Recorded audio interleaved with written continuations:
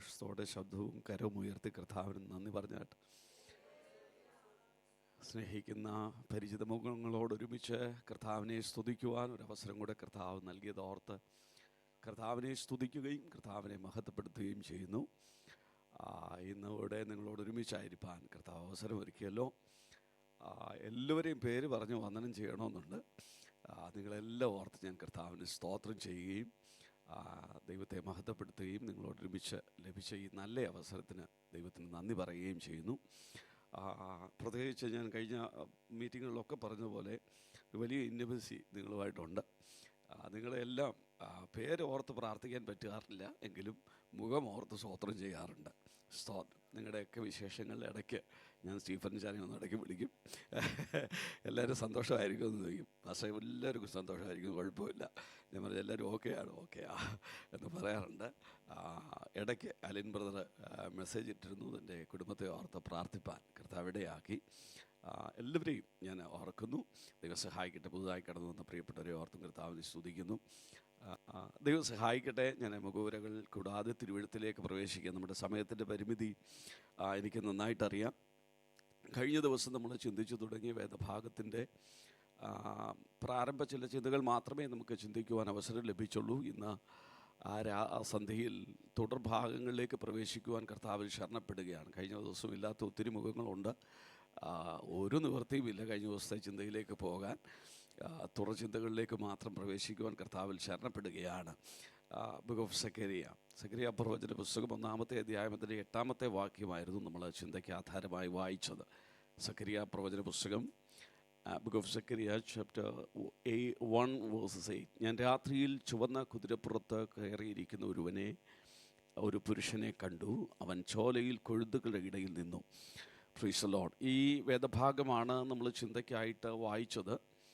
ഈ വേദഭാഗത്തിൻ്റെ അർത്ഥമെന്ത്, ഇതിൻ്റെ പശ്ചാത്തലമെന്ത് എന്ന് നമ്മൾ ചിന്തിച്ചു വരികയായിരുന്നു. ഞാൻ മുഖവരിയിൽ 1-2 പദങ്ങൾ പറഞ്ഞുകൊള്ളട്ടെ. പഴയ നിയമത്തിലെ ചെറിയ പ്രവാചകന്മാരുടെ കൂട്ടത്തിൽ പ്രവാസാനന്തരം പ്രവചിച്ച പ്രവാചകന്മാരിൽ ഒരാളാണ് സഖരിയ പ്രവചകൻ. പ്രവാസത്തിൽ പ്രവചിച്ച് തുടങ്ങുകയും പ്രവാസാനന്തരം ജനത്തോട് ദൈവത്തിൻ്റെ അരുളപ്പാട് അറിയിക്കുകയും ചെയ്ത മനുഷ്യൻ. ആ മനുഷ്യൻ പ്രവാസത്തിൽ വെച്ച് കണ്ട ഒരു ദർശനത്തെക്കുറിച്ചാണ് നമ്മൾ വായിച്ചത്. എന്താണ് പ്രവാസം എന്ന ഒരു വാക്ക് കഴിഞ്ഞ ദിവസം പറയുവാൻ ഞാൻ ശ്രമിച്ചു. അത് അല്പമായി നമ്മൾ ചിന്തിപ്പാനും കർത്താവിടയാക്കി. നമുക്കറിയാം BC 721 മുതൽ BC 639 വരെയുള്ള കാലഘട്ടങ്ങളിൽ ഇസ്രായേൽ 10 ഗോത്രങ്ങൾ അശൂരിലേക്ക് പ്രവാസത്തിലേക്ക് പോയി. അശൂർ അവരെ പ്രവാസത്തിൽ കൊണ്ടുപോയി. അശൂർ, ബാനിപ്പാൽ, തിഗ്ലത്ത് പിൽനേസർ, സൻഹേരിബ്, സർഗോൻ, ഷൽമനേസർ തുടങ്ങിയ 5 അശൂര്യ രാജാക്കന്മാർ അവർക്കെതിരെ യുദ്ധം ചെയ്യുകയും അവരെ പ്രവാസത്തിലേക്ക് കൊണ്ടുപോവുകയും ചെയ്തു. അതിൻ്റെ റീസൺ കഴിഞ്ഞ പകലിൽ നമ്മൾ ചിന്തിച്ചതാണ്. യൊരോബെയാം എന്ന് പറയുന്ന മനുഷ്യൻ ദൈവഹിതമല്ലാത്ത ആലയത്തിൽ ഒരു യാഗപീഠം പണിയുകയും അതിന്മേൽ മൃഗത്തെ യാഗമർപ്പിക്കുകയും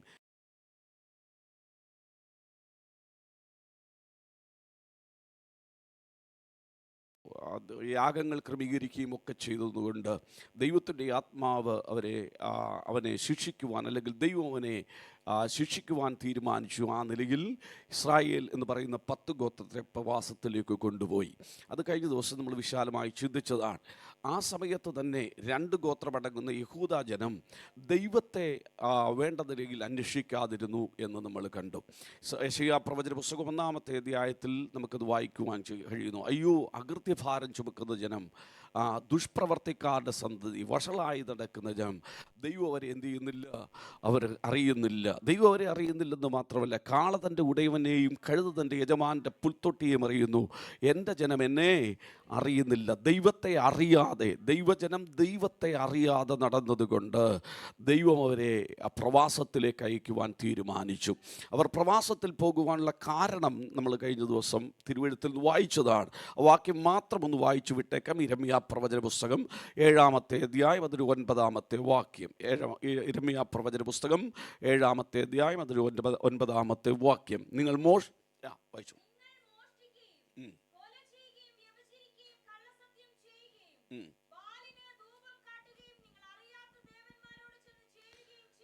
ശ്രദ്ധിക്കൂ, ഇസ്രായേൽ എന്ന് പറയുന്ന 10 ഗോത്രത്തെ, ആ രാജ്യത്തെ ദൈവം പ്രവാസത്തിലേക്ക് പറഞ്ഞു വിട്ടതിൻ്റെ കാരണം ദൈവഭയമില്ലാതെ ജീവിച്ചതാണ്. ദൈവഭയമില്ലാതെ ജീവിച്ച ഒരു ഗ്രൂപ്പിനെ, സഹോദര ഗ്രൂപ്പിനെ ദൈവം പ്രവാസത്തിൽ അയക്കുന്നത് കണ്ടിട്ടും യഹൂദ ജനം, ആ 2 ഗോത്രം ദൈവത്തിനു വേണ്ടി നിന്നില്ല. അവർ മോഷ്ടിക്കുകയും കുല ചെയ്യുകയും വ്യഭിചരിക്കുകയും കള്ളസാക്ഷ്യം പറയുകയും ഒക്കെ ചെയ്തിട്ട് ദൈവത്തിൻ്റെ ആലയത്തിനകത്ത് കയറി ഞങ്ങൾ രക്ഷിക്കപ്പെട്ടവരാണെന്ന് പറഞ്ഞ്, ഞങ്ങൾ ദൈവമക്കളാന്ന് പറഞ്ഞ് അങ്ങ് ഇരിക്കാൻ തുടങ്ങിയപ്പോൾ ദൈവം പറഞ്ഞ് ഞാൻ നിങ്ങളെയും ശിക്ഷിക്കും. ദൈവം അവരെ ശിക്ഷയിലേക്ക് അല്ലെങ്കിൽ പ്രവാസത്തിലേക്ക് അയക്കുവാനായി തുടങ്ങി.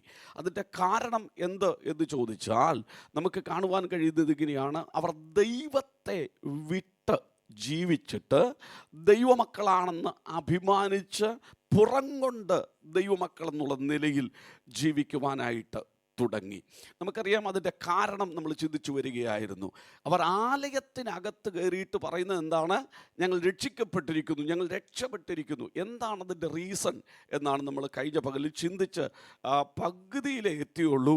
എനിക്ക് നന്നായിട്ടറിയാം അത് പൂർത്തീകരിക്കുവാൻ കഴിഞ്ഞില്ല. എന്താണ് അതിൻ്റെ കാരണം?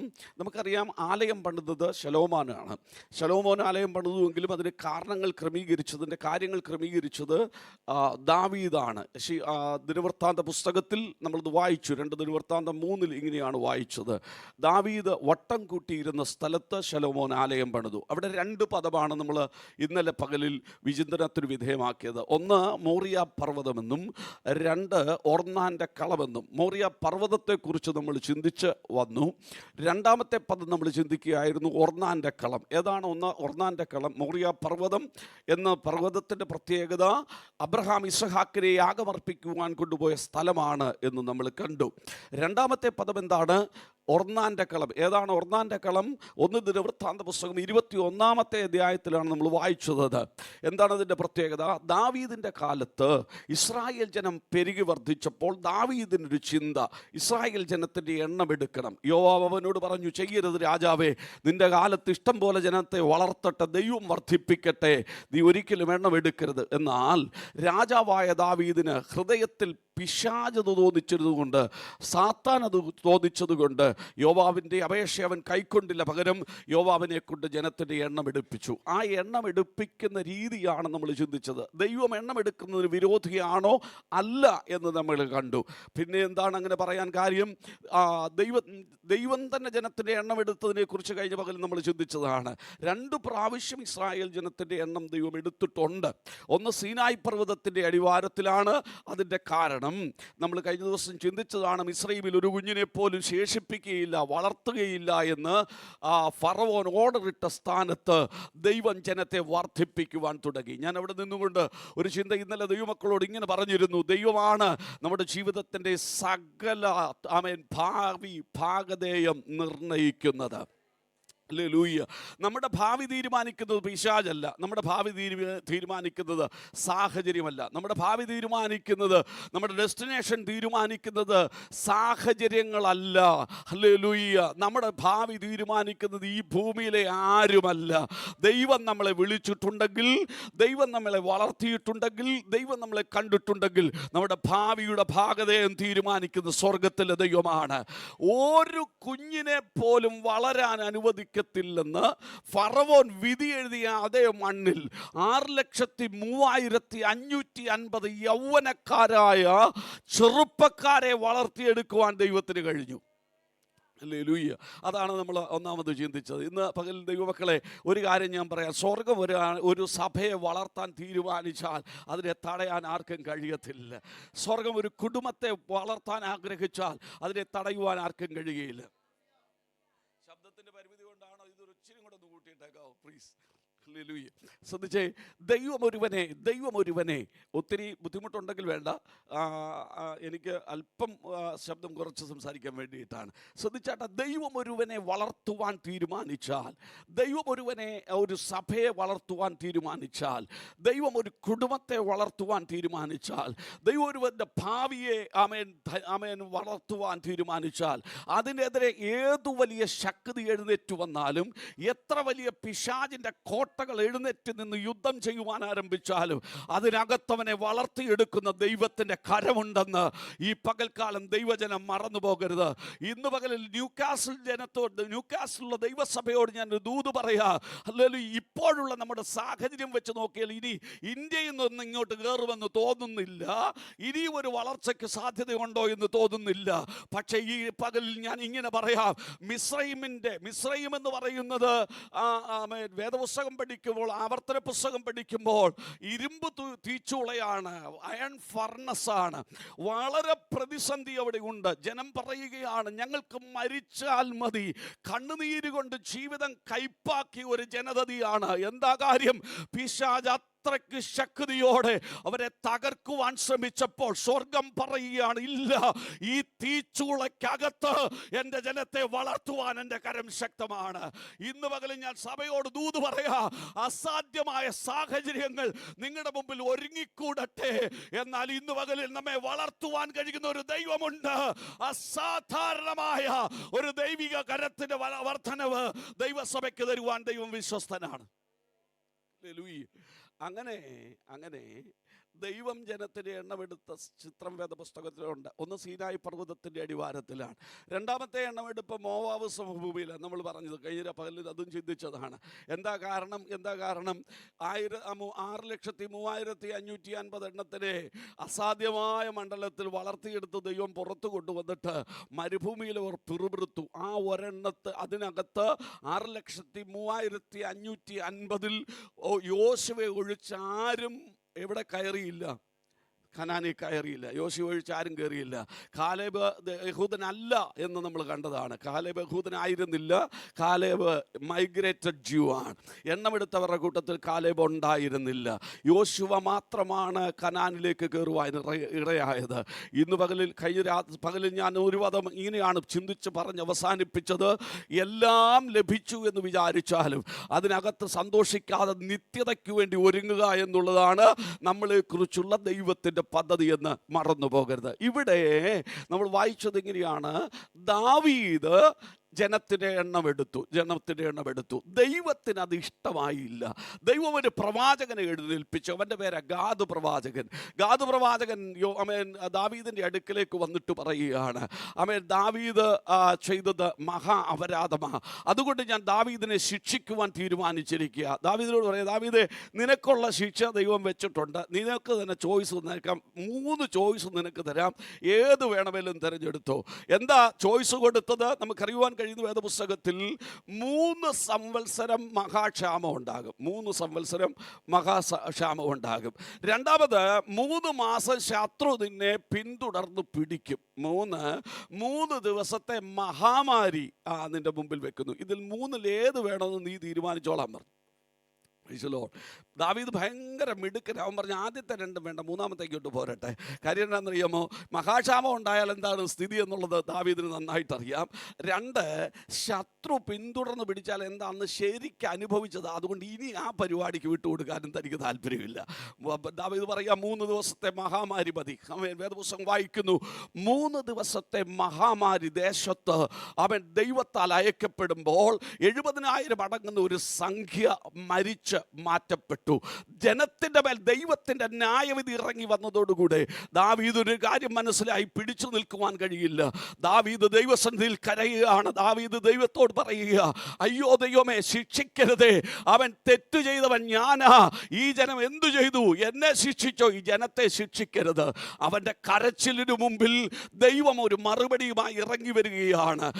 ദാവീദ് ശ്രദ്ധിച്ചു നോക്കുമ്പോൾ ആകാശത്തിനും ഭൂമിക്കും മധ്യേ ഊരിപ്പിടിച്ച വാളുമായൊരു ദൂതൻ നിൽക്കുന്നു. Price the Lord. ഒരു ദൂതൻ നിൽക്കുന്നു. ആ ദൂതൻ നിൽക്കുന്നത് കണ്ടിട്ട് ദാവീദ് സാഷ്ടാംഗം വീണ് നമസ്കരിച്ചു. ആ സ്ഥലം അവൻ വിലയ്ക്ക് വാങ്ങി അവിടെ ദൈവത്തിൻ്റെ യാഗപീഠം പണിത് ദൈവത്തിന് ആരാധന അർപ്പിച്ചു. ദൈവത്തിൻ്റെ കോപം അവനെ വിട്ടുമാറി.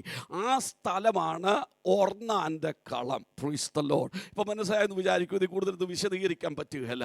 ഒന്ന്, ആ ഇസഹാക്കിനെ യാഗമർപ്പിച്ച മോറിയാമല, രണ്ടാമത് ഒർന്നാന്റെ കളം. ഈ രണ്ട് മേഖലകളെ ബന്ധിപ്പിച്ചുകൊണ്ടാണ് ശലോമോൻ ദൈവാലയം പണിതത്. ശ്രദ്ധിക്കണമേ, ഒന്നാമത് മോറിയ പർവ്വതത്ത് അല്ലെങ്കിൽ മോറിയ പർവ്വതം, അവിടെ ഇസഹാക്കിനെ യാഗമർപ്പിച്ച സ്ഥലം. ഇസഹാക്കിനെ യാഗമർപ്പിച്ച സ്ഥലം, ഒർന്നാന്റെ കളമെല്ലാം ഒരു പ്രത്യേക സ്ഥലം തന്നെയാണ്. ഈ സ്ഥലത്തെ രണ്ടും കൂടെ, ഈ രണ്ട് യാഗങ്ങൾ നടന്ന മേഖലയെ ബന്ധിപ്പിച്ചുകൊണ്ടാണ് അവൻ ശലോമോൻ ദൈവാലയം പണിതത്. എന്താണ് അതിൻ്റെ പ്രത്യേകത? നമുക്കറിയാം, യെരുശലേം ദൈവാലയത്തിന് 3 പ്രധാന മേഖലകളുണ്ട്. 1 അതിപരിശുദ്ധ സ്ഥലം, 2 വിശുദ്ധ സ്ഥലം, 3 പ്രാകാരം. ഇതിൽ അതിപരിശുദ്ധ സ്ഥലം നിൽക്കുന്ന ഏരിയയാണ് ഇസഹാക്കിനെ യാഗമർപ്പിക്കുവാൻ യാഗപീഠം പണിത സ്ഥലം. ഇതിൽ പ്രാകാരം നിൽക്കുന്ന സ്ഥലമാണ് ദാവീദ് അവൻ യാഗമർപ്പിച്ച ഒർന്നാന്റെ കളം. മനസ്സിലാക്കുന്നു? ഈ 2 മേഖലകളെ ബന്ധിപ്പിച്ചുകൊണ്ടാണ് യെരുശലേം ദൈവാലയം ശലോമോൻ പണിതത്. ഇന്ന് പകലിൽ ഞാൻ എന്തിനാ ഇത് പറഞ്ഞു വരുന്നതെന്നറിയാമോ? ഹല്ലേലൂയ. ശലോമോൻ ഈ ആലയം പണിയുവാൻ തുടങ്ങുമ്പോൾ ഇതിന് വട്ടം കൂട്ടിയത് ദാവീദാണെങ്കിലും ഇതൊരു വേദന അനുഭവിച്ചത് അബ്രഹാമാ. ഹല്ലേലൂയ. എന്താ അതിൻ്റെ അർത്ഥമെന്നറിയാമോ? ശ്രദ്ധിച്ചേ, 3 ദിവസം ഹല്ലേലൂയ ഇസഹാക്കും അബ്രഹാമുമായി യാത്ര ചെയ്യുന്നു. അപ്പനും മകനുമായി യാഗത്തെക്കുറിച്ചൊരു സംസാരവും നടക്കുന്നില്ല. ദൂരത്തു നിന്ന് ദേശം കണ്ട അനന്തരം അവർ കഴുതയുമായി ബാല്യക്കാരെ ഇരുത്തിയ അബ്രഹാം യാത്ര ചെയ്യുവാൻ പർവ്വതം കയറുവാൻ തുടങ്ങിയപ്പോൾ മകൻ അപ്പനോട് ചോദിച്ച ചോദ്യമുണ്ട്, അപ്പാ യാഗമൃഗം എവിടെ? യാഗമൃഗം എവിടെ? അവൻ പറയുക, ദൈവം കരുതിക്കോളും. നിങ്ങൾ ശ്രദ്ധിച്ചേ, 24 വർഷത്തെ പ്രാർത്ഥനയുടെ മറുപടിയെ സ്വന്തം കൈകൊണ്ട് കൊല്ലുവാനായി യാഗമർപ്പിക്കുവാനായി അബ്രഹാം കടന്നു പോകുമ്പോൾ ആരോടും ഇത് ഷെയർ ചെയ്യുവാൻ അബ്രഹാമിന് കഴിയുകയില്ല. ബാല്യക്കാരോട് പറയാൻ പറ്റുമോ? പറ്റുകയില്ല. ഇസഹാക്കിനോട് പറയാൻ പറ്റുമോ? ഇസഹാക്കിനോട് പറഞ്ഞാൽ ഇസഹാക്കും വേദനിച്ചുകൊണ്ട് ഈ പർവ്വതം കയറണം. സാറാമ്മച്ചിയോട് പറയാൻ പറ്റുമോ? സാറാമ്മച്ചിയോട് പറഞ്ഞാൽ സാറാമ്മച്ചി അപ്പച്ചനെ വിടുകയില്ല. ആരോടും പറയാൻ കഴിയാതെ 3 ദിവസത്തിലധികമായി ഈ മനുഷ്യൻ വേദന സഹിച്ചുകൊണ്ട്, എൻ്റെ ഭാഷ പറഞ്ഞാൽ നെരിപ്പോട് എരിയുന്നതിന് സമാനമായ ഹൃദയവേദനയോടെ ഈ മനുഷ്യൻ നടക്കുമ്പോൾ അവൻ അറിയില്ല ഇസ്രായേൽ ജനത്തിന് ആരാധിക്കുവാൻ ഒരാലയത്തിന് അടിസ്ഥാനമിടേണ്ടതിനാണ് താൻ ഈ വേദന അനുഭവിക്കുന്നതെന്ന്. ഇന്ന് പകൽക്കാലം എന്നെ കേൾക്കുന്ന ദൈവമക്കളോട് ഞാൻ ഇങ്ങനെ പറയട്ടെ, സ്വർഗത്തിലെ ദൈവത്താൽ നിനക്കൊരു വേദന അനുവദിക്കപ്പെടുന്നെങ്കിൽ, സ്വർഗത്തിലെ ദൈവത്താൽ നിനക്കൊരു തകർച്ച അനുവദിക്കപ്പെടുന്നെങ്കിൽ, സ്വർഗത്തിലെ ദൈവത്താൽ നിനക്കൊരു പ്രതിസന്ധി അനുഭവിക്കപ്പെടുന്നെങ്കിൽ, സ്വർഗത്തിലെ ദൈവത്താൽ നിനക്കൊരു ഇല്ലായ്മ അനുഭവിക്കപ്പെടുന്നെങ്കിൽ, ഇന്ന് പകൽ നിന്നെ തകർക്കാനല്ല, ഇല്ലാതിരിക്കുന്ന ചിലതിന് അടിസ്ഥാനമിടുവാൻ ദൈവത്താൽ നീ ഒരുക്കപ്പെടുകയാണെന്ന്. ഹല്ലേലൂയ. എത്ര പേർക്ക് ഈ പകൽക്കാലം സന്തോഷമുണ്ട്?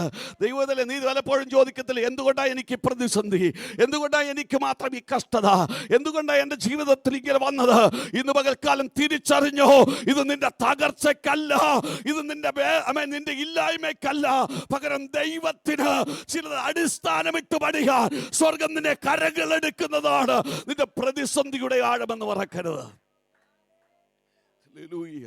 ശ്രദ്ധിക്കൂ, ഈ ആലയം ശലോമോൻ പണിതിട്ട് ഈ ആലയം പ്രതിഷ്ഠിക്കുന്ന സമയത്ത് ശലോമോൻ അതിനകത്ത് കയറി 2 മുട്ടും തറയിലോട്ട് കുത്തി കൈ ഉയർത്തി ഒരു പ്രാർത്ഥന. ആ പ്രാർത്ഥനയിൽ ദൈവസാന്നിധ്യം ഇറങ്ങി വന്നു. പുരോഹിതന്മാർക്ക് ശുശ്രൂഷിക്കുവാൻ കഴിയാത്ത നിലയിൽ, പുരോഹിതന്മാർക്ക് നിൽക്കുവാൻ കഴിയാത്ത നിലയിൽ ഷെക്കൈന ഗ്ലോറി കൊണ്ട് യെരുശലേം ദൈവാലയം നിറഞ്ഞപ്പോൾ അതിനകത്ത് നിന്നുകൊണ്ട് ശലോമോൻ ഒരു പ്രാർത്ഥന പ്രാർത്ഥിച്ച്, കർത്താവേ, എൻ്റെ ദൈവമേ, എൻ്റെ പിതാവിൻ്റെ ഇഷ്ടം എൻ്റെ കൈയാൽ സാധിപ്പിച്ചവനെ, ഈ ജനം ഹല്ലേലൂയ ഞാൻ എന്തുള്ളൂ നിന്നെ ആരാധിക്കുവാൻ ഇങ്ങനെ ഒരു ആലയം പണിയുവാൻ നീ സഹായിച്ചു. ഞങ്ങളുടെ ജീവിതത്തിൽ നീ ഒന്ന് കരുണ കാണിക്കണം. എന്താ കരുണ കാണിക്കേണ്ടത്? എന്തെങ്കിലും ഒരു തെറ്റ് ജീവിതത്തിൽ വന്നു ഭവിക്കുമ്പോൾ, ആരെങ്കിലും ആ തെറ്റിനെ കുറിച്ച് ബോധ്യം വന്നിട്ട് വന്നിട്ട് ഈ ആലയത്തിനകത്തോട്ട് കയറി ദൈവമേ ക്ഷമിക്കണേ എന്നൊരു വാക്ക് പറഞ്ഞാൽ സ്വർഗത്തിലെ ദൈവമേ നീ അവരോട് കരുണ കാണിച്ച് എന്തോ ചെയ്യണം? അവരുടെ തെറ്റ് ക്ഷമിച്ചവർക്ക് പാപം മോചിച്ചു കൊടുക്കണം. ഇത് ശലോമോൻ അന്ന് പ്രാർത്ഥിച്ചതാ. അന്ന് മുതൽ ഇസ്രായേൽ ജനം എന്തെങ്കിലുമൊക്കെ തെറ്റ് സംഭവിച്ചാൽ ഓടി ആലയത്തിനകത്ത് എന്ത് ചെയ്യും? കയറും. എന്നിട്ട് പറയും കർത്താവെ തെറ്റിപ്പോയി ക്ഷമിക്കണമെന്ന്. മനസ്സിലാവുന്നോ? ഇതായിരുന്നു അവരുടെ രീതി. പക്ഷേ കാലങ്ങളുടെ കുത്തൊഴുക്കിൽ കാലങ്ങൾ മുന്നോട്ട് അതിക്രമിച്ചു പോയപ്പോൾ, മുന്നോട്ട് കാലങ്ങൾ നീങ്ങിയപ്പോൾ, ശ്രദ്ധിക്കൂ, ഇവരിത് ഒരു സാധ്യതയായി കണ്ടു. എന്നാ ഈ ജീവിതത്തിൽ എന്തെങ്കിലും ഒരു തെറ്റ് വന്നാൽ ഓടി ആലയത്തിനകത്ത് കയറി പ്രാർത്ഥിച്ചാൽ ക്ഷമിച്ചു കൊടുക്കണമെന്ന് ശലോമോൻ പ്രാർത്ഥിച്ചത് ദൈവം കേട്ടിട്ട് അന്ന് മുതൽ ഇവരോട് എന്ത് ചെയ്യും? ദൈവം കരുണ കാണിക്കുമായിരുന്നു. പക്ഷേ അത് എന്ത് ചെയ്തു? ഒരു അഡ്വാൻറ്റേജായി ഇവരെടുത്തു. എന്ത് കുരുത്തക്കേടും കാണിക്കും. ശ്രദ്ധിക്കൂ, എന്നാൽ നമ്മൾ വായിച്ചത് ഇരമ്യാവിൽ അവർ മോഷ്ടിക്കുകയും വ്യഭിചരിക്കുകയും കൊല ചെയ്യുകയും കള്ളസാക്ഷിയും പറയുകയും ചെയ്തിട്ട് മറ്റേ അഡ്വാൻറ്റേജ് ആയിട്ടെടുത്ത് ഓടി ആലയത്തിൽ ചെന്നിട്ട് പറയും ഞങ്ങൾ രക്ഷിക്കപ്പെട്ട. കർത്താവ് ഇത് കുറേ സഹിച്ചിട്ട് പറഞ്ഞു, ഇല്ല, ഇതിന് ഞാൻ ശിക്ഷിക്കാതിരിക്കത്തില്ല. ദൈവത്തിൻ്റെ വചനത്തിൽ നമുക്ക് ഇങ്ങനെ വായിക്കുവാൻ കഴിയുന്നത് ഇങ്ങനെയാണ്. അവർ ആലയത്തിനകത്ത് കയറി അങ്ങനെ ദൈവത്തെ ഭയമില്ലാതെ പറഞ്ഞു പ്രാർത്ഥിക്കാൻ തുടങ്ങിയത് കൊണ്ട് BC 606, BC 597, 589 കാലഘട്ടങ്ങളിൽ നെബൂഖദ്നേസർ രാജാവ് ബാബിലോണിൽ നിന്ന് ഇസ്രായേലിലേക്ക് വന്ന് യഹൂദയിലേക്ക് വന്ന് യഹൂദ ജനത്തെ 2 ഗോത്രത്തെ പിടിച്ച് ബാബിലോണിലോട്ട് പ്രവാസത്തിൽ കൊണ്ടുപോയി. ഇതാണ് ബാബിലോണിയ പ്രവാസം. ഈ 2 പ്രവാസങ്ങളാണ് നമ്മൾ ചിന്തിച്ചത്. ഒന്ന് അശൂര്യ പ്രവാസം, 2 ബാബിലോണിയ പ്രവാസം. ഈ ബാബിലോണിയ പ്രവാസത്തിൻ്റെ നടുവിലിരിക്കുമ്പോഴാണ് ഹല്ലേലൂയ സക്കറിയാവ് ഈ ദർശനം കാണുന്നത്. എന്താണ് ഈ ദർശനത്തിൻ്റെ പ്രത്യേകത? എന്താണ് ഈ ദർശനം ദൈവം കൊടുക്കുവാൻ കാരണം? ശ്രദ്ധിക്കൂ, ദൈവം ഇവരെ പ്രവാസത്തിൽ അയച്ചുവെങ്കിലും, ദൈവം ഇവരെ ശിക്ഷിച്ചുവെങ്കിലും, ദൈവത്തിൻ്റെ ഒരു പ്രത്യേകത എന്ന് പറയുന്നത് കരുണയുള്ള ദൈവമാണ്. അതുകൊണ്ട് ദൈവം തീരുമാനിച്ചു ഇവരെ കരുണ കാണിക്കേണ്ട ഒരു സമയമുണ്ട്. അതുകൊണ്ട് ദൈവം ഒരു പരിധി വെച്ചു. Price the Lord, hallelujah. ദൈവം ഇവരെ മടക്കി വരുത്തുവാൻ തീരുമാനിച്ചിരുന്നു. അതുകൊണ്ട് തന്നെയാണ് സക്കറിയാവിനോട് ദൈവം ഇടപെടുവാൻ തുടങ്ങിയത്. എന്താണ് ഇവരെ മടക്കി വരുത്തുവാനുള്ള കാരണം എന്നൊന്നുകൂടെ പറഞ്ഞിട്ട് നമ്മൾ ഈ വേദഭാഗത്തെ ഈ വായിച്ച വാക്യത്തിന് കുറിവാക്യത്തിലേക്ക് നമ്മൾ വന്ന് വേഗത്തിൽ സന്ദേശം അവസാനിപ്പിക്കും. എന്താണ് ദൈവം ഇവരെ മടക്കി വരുത്തുവാനുള്ള കാരണം? പ്രവാസത്തിൽ ഇവരെ മടക്കി വരുത്തുവാനുള്ള കാരണം വായിക്കാം. യിരെമ്യാ പ്രവചന പുസ്തകം 29-ാമത്തെ അധ്യായം അതിന്റെ 10-ാമത്തെ വാക്യം. യിരെമ്യാ പ്രവചന പുസ്തകം 29-ാമത്തെ അധ്യായം അതിന്റെ 10-ാമത്തെ വാക്യം.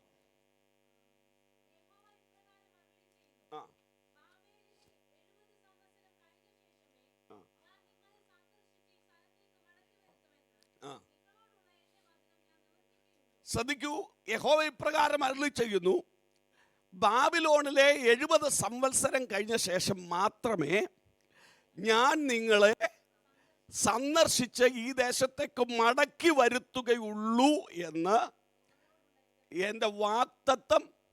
അപ്പം മടങ്ങി വരും എന്നുള്ളത് എന്തുവാ? ഹലോ, മടങ്ങി ഇവരെ പ്രവാസത്തിലേക്ക് അയക്കുമ്പോൾ ദൈവം അവരെക്കുറിച്ച് എന്തോ ചിന്തിച്ചിരുന്നു?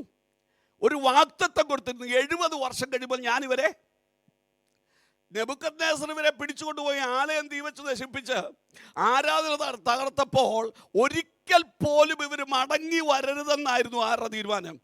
നെബൂഖദ്നേസറിന്റെ തീരുമാനം. പക്ഷെ ദൈവം അവരോട് പറയുകയാണ്, ഞാൻ നിങ്ങളെ 70 സംവത്സരം കഴിയുമ്പോൾ ചെയ്യും. നമുക്കറിയാലോ, ഇസ്രായേൽ ജനം പ്രവാസത്തിലേക്ക് പോയി, അശൂരിലേക്ക് പോയി. ഇസ്രായേൽ ജനം മടങ്ങി വന്നില്ല. അവർ 127 രാഷ്ട്രങ്ങളിലേക്കും ചിതറിപ്പോയി.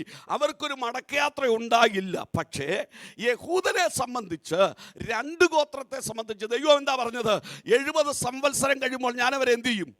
Price the Lord. ഇന്ന് പകലിൽ ഞാൻ പറയാം, ദൈവമക്കളെ, 70 സംവത്സരമാകുമ്പോൾ ദൈവം അവരെ മടക്കി വരുത്തുവാൻ പദ്ധതിയിട്ടിരുന്നത് ദൈവത്തിൻ്റെ വാഗ്ദത്തമായിരുന്നു. ഹല്ലേലൂയ. ഒരിക്കൽ പോലും മടങ്ങി വരത്തില്ല, ഒരിക്കൽ പോലും മടങ്ങിപ്പോകാൻ അനുവദിക്കത്തില്ലെന്ന് നെബൂഖദ്നേസർ വിധി എഴുതിയ സ്ഥാനത്തും ദൈവം തൻ്റെ വാഗ്ദത്തത്തിൽ വിശ്വസ്തനായിരുന്നു. എത്ര പേർക്ക് സന്തോഷമുണ്ട് ഇന്ന് പകലിൽ?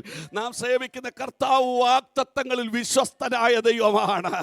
ഹല്ലേലൂയ. ഈ ലോകം മുഴുവൻ നിനക്ക് വിരോധമായി നിന്നാലും, ഹല്ലേലൂയ, എല്ലാ സാഹചര്യങ്ങളും നിനക്ക് വിരോധമായി നിന്നാലും, ഇന്ന് പകലിൽ സ്വർഗത്തിലെ ദൈവം നിന്നോടൊരു വാഗ്ദത്തം പറഞ്ഞിട്ടുണ്ടെങ്കിൽ ആ വാഗ്ദത്തത്തിൽ എൻ്റെ ദൈവം വിശ്വസ്തനായ ദൈവമാണ്. Price the Lord. ദൈവം അബ്രഹാമിനെ വിളിച്ചപ്പോൾ ഒരു വാഗ്ദത്തം പറഞ്ഞില്ലേ? എത്ര വയസ്സുണ്ടായിരുന്നു വിളിക്കുമ്പോൾ? 75 വയസ്സുള്ള ഒരു അപ്പച്ചനെയാണ് വിളിച്ചല്ലേ? 65ഓളം വയസ്സുള്ള ഒരു അമ്മച്ചിയും 75 വയസ്സുള്ള അപ്പച്ചനും വിളിച്ചപ്പോൾ ദൈവം അബ്രഹാമിനോട് പറഞ്ഞാ, ഞാൻ നിനക്കൊരു സന്തതിയെ തരും, അല്ലെങ്കിൽ ഞാൻ നിന്നെ ഒരു വലിയ ജാതിയാക്കുമെന്ന് പറഞ്ഞു. ഈ ദൂത് കേട്ട, ഈ വാഗ്ദത്തം കേട്ട ഈ അബ്രഹാം അതിനുവേണ്ടി പ്രാർത്ഥിക്കാനും സമർപ്പിക്കാനും ജീവിതം മുന്നോട്ട് കൊണ്ടുപോകാനും തുടങ്ങി. വർഷങ്ങൾ പലത് കഴിഞ്ഞപ്പോൾ അബ്രഹാമിൻ്റെ ചിന്തയ്ക്കൊക്കെ ശോഷണം വന്നു. അബ്രഹാം ദൈവത്തോട് പറയാം, 15-ാമത്തെ അധ്യായത്തിൽ 11-ാമത്തെ അധ്യായത്തിലാണ് അബ്രഹാമിനെ വിളിച്ചത്. 11:25 ഉൽപ്പത്തി 11:25. 12-ാമത്തെ അധ്യായത്തിലാണ് വാഗ്ദത്തം കൊടുത്തത്. 13-ാമത്തെ അധ്യായത്തിൽ മരുഭൂമിയിൽ കൂടെ മനുഷ്യൻ യാത്ര ചെയ്യേണ്ട വന്ന സാഹചര്യം. 14-ാമത്തെ അധ്യായത്തിൽ വലിയൊരു യുദ്ധത്തെ ഫേസ് ചെയ്യേണ്ട സാഹചര്യം.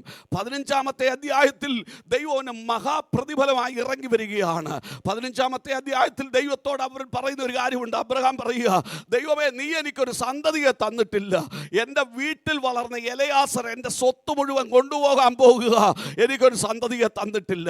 16-ാമത്തെ അധ്യായത്തിൽ അമ്മച്ചി അപ്പച്ചനോട് പറയാന്നേ, എൻ്റെ ദൈവത്തിനോ നമ്മളെ സഹായിക്കാൻ കഴിഞ്ഞില്ല, നമുക്ക് അങ്ങോട്ടൊന്ന് സഹായിക്കാം. അങ്ങനെയാണ് അവൻ മറ്റേ പുള്ളി പുറത്ത് വന്നു, ഇസ്മായേൽ. Price the Lord.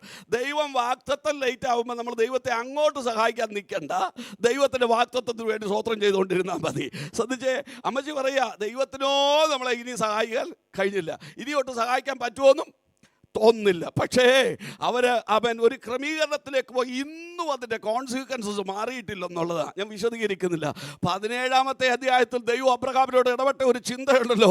അബ്രഹാമിനോട് ദൈവം പറയുക, അബ്രഹാമേ, ഞാൻ സർവശക്തിയുള്ള ദൈവമാണ്, നീ എൻ്റെ മുൻപാകെ നടന്ന് നിഷ്കളങ്കനായിരിക്കുക. ഇംഗ്ലീഷ് ബൈബിൾ വായിക്കുന്ന ഒരു വേർഷൻ ഇങ്ങനെയാണ് വായിക്കുന്നത്, obey me and walk before me with blameless.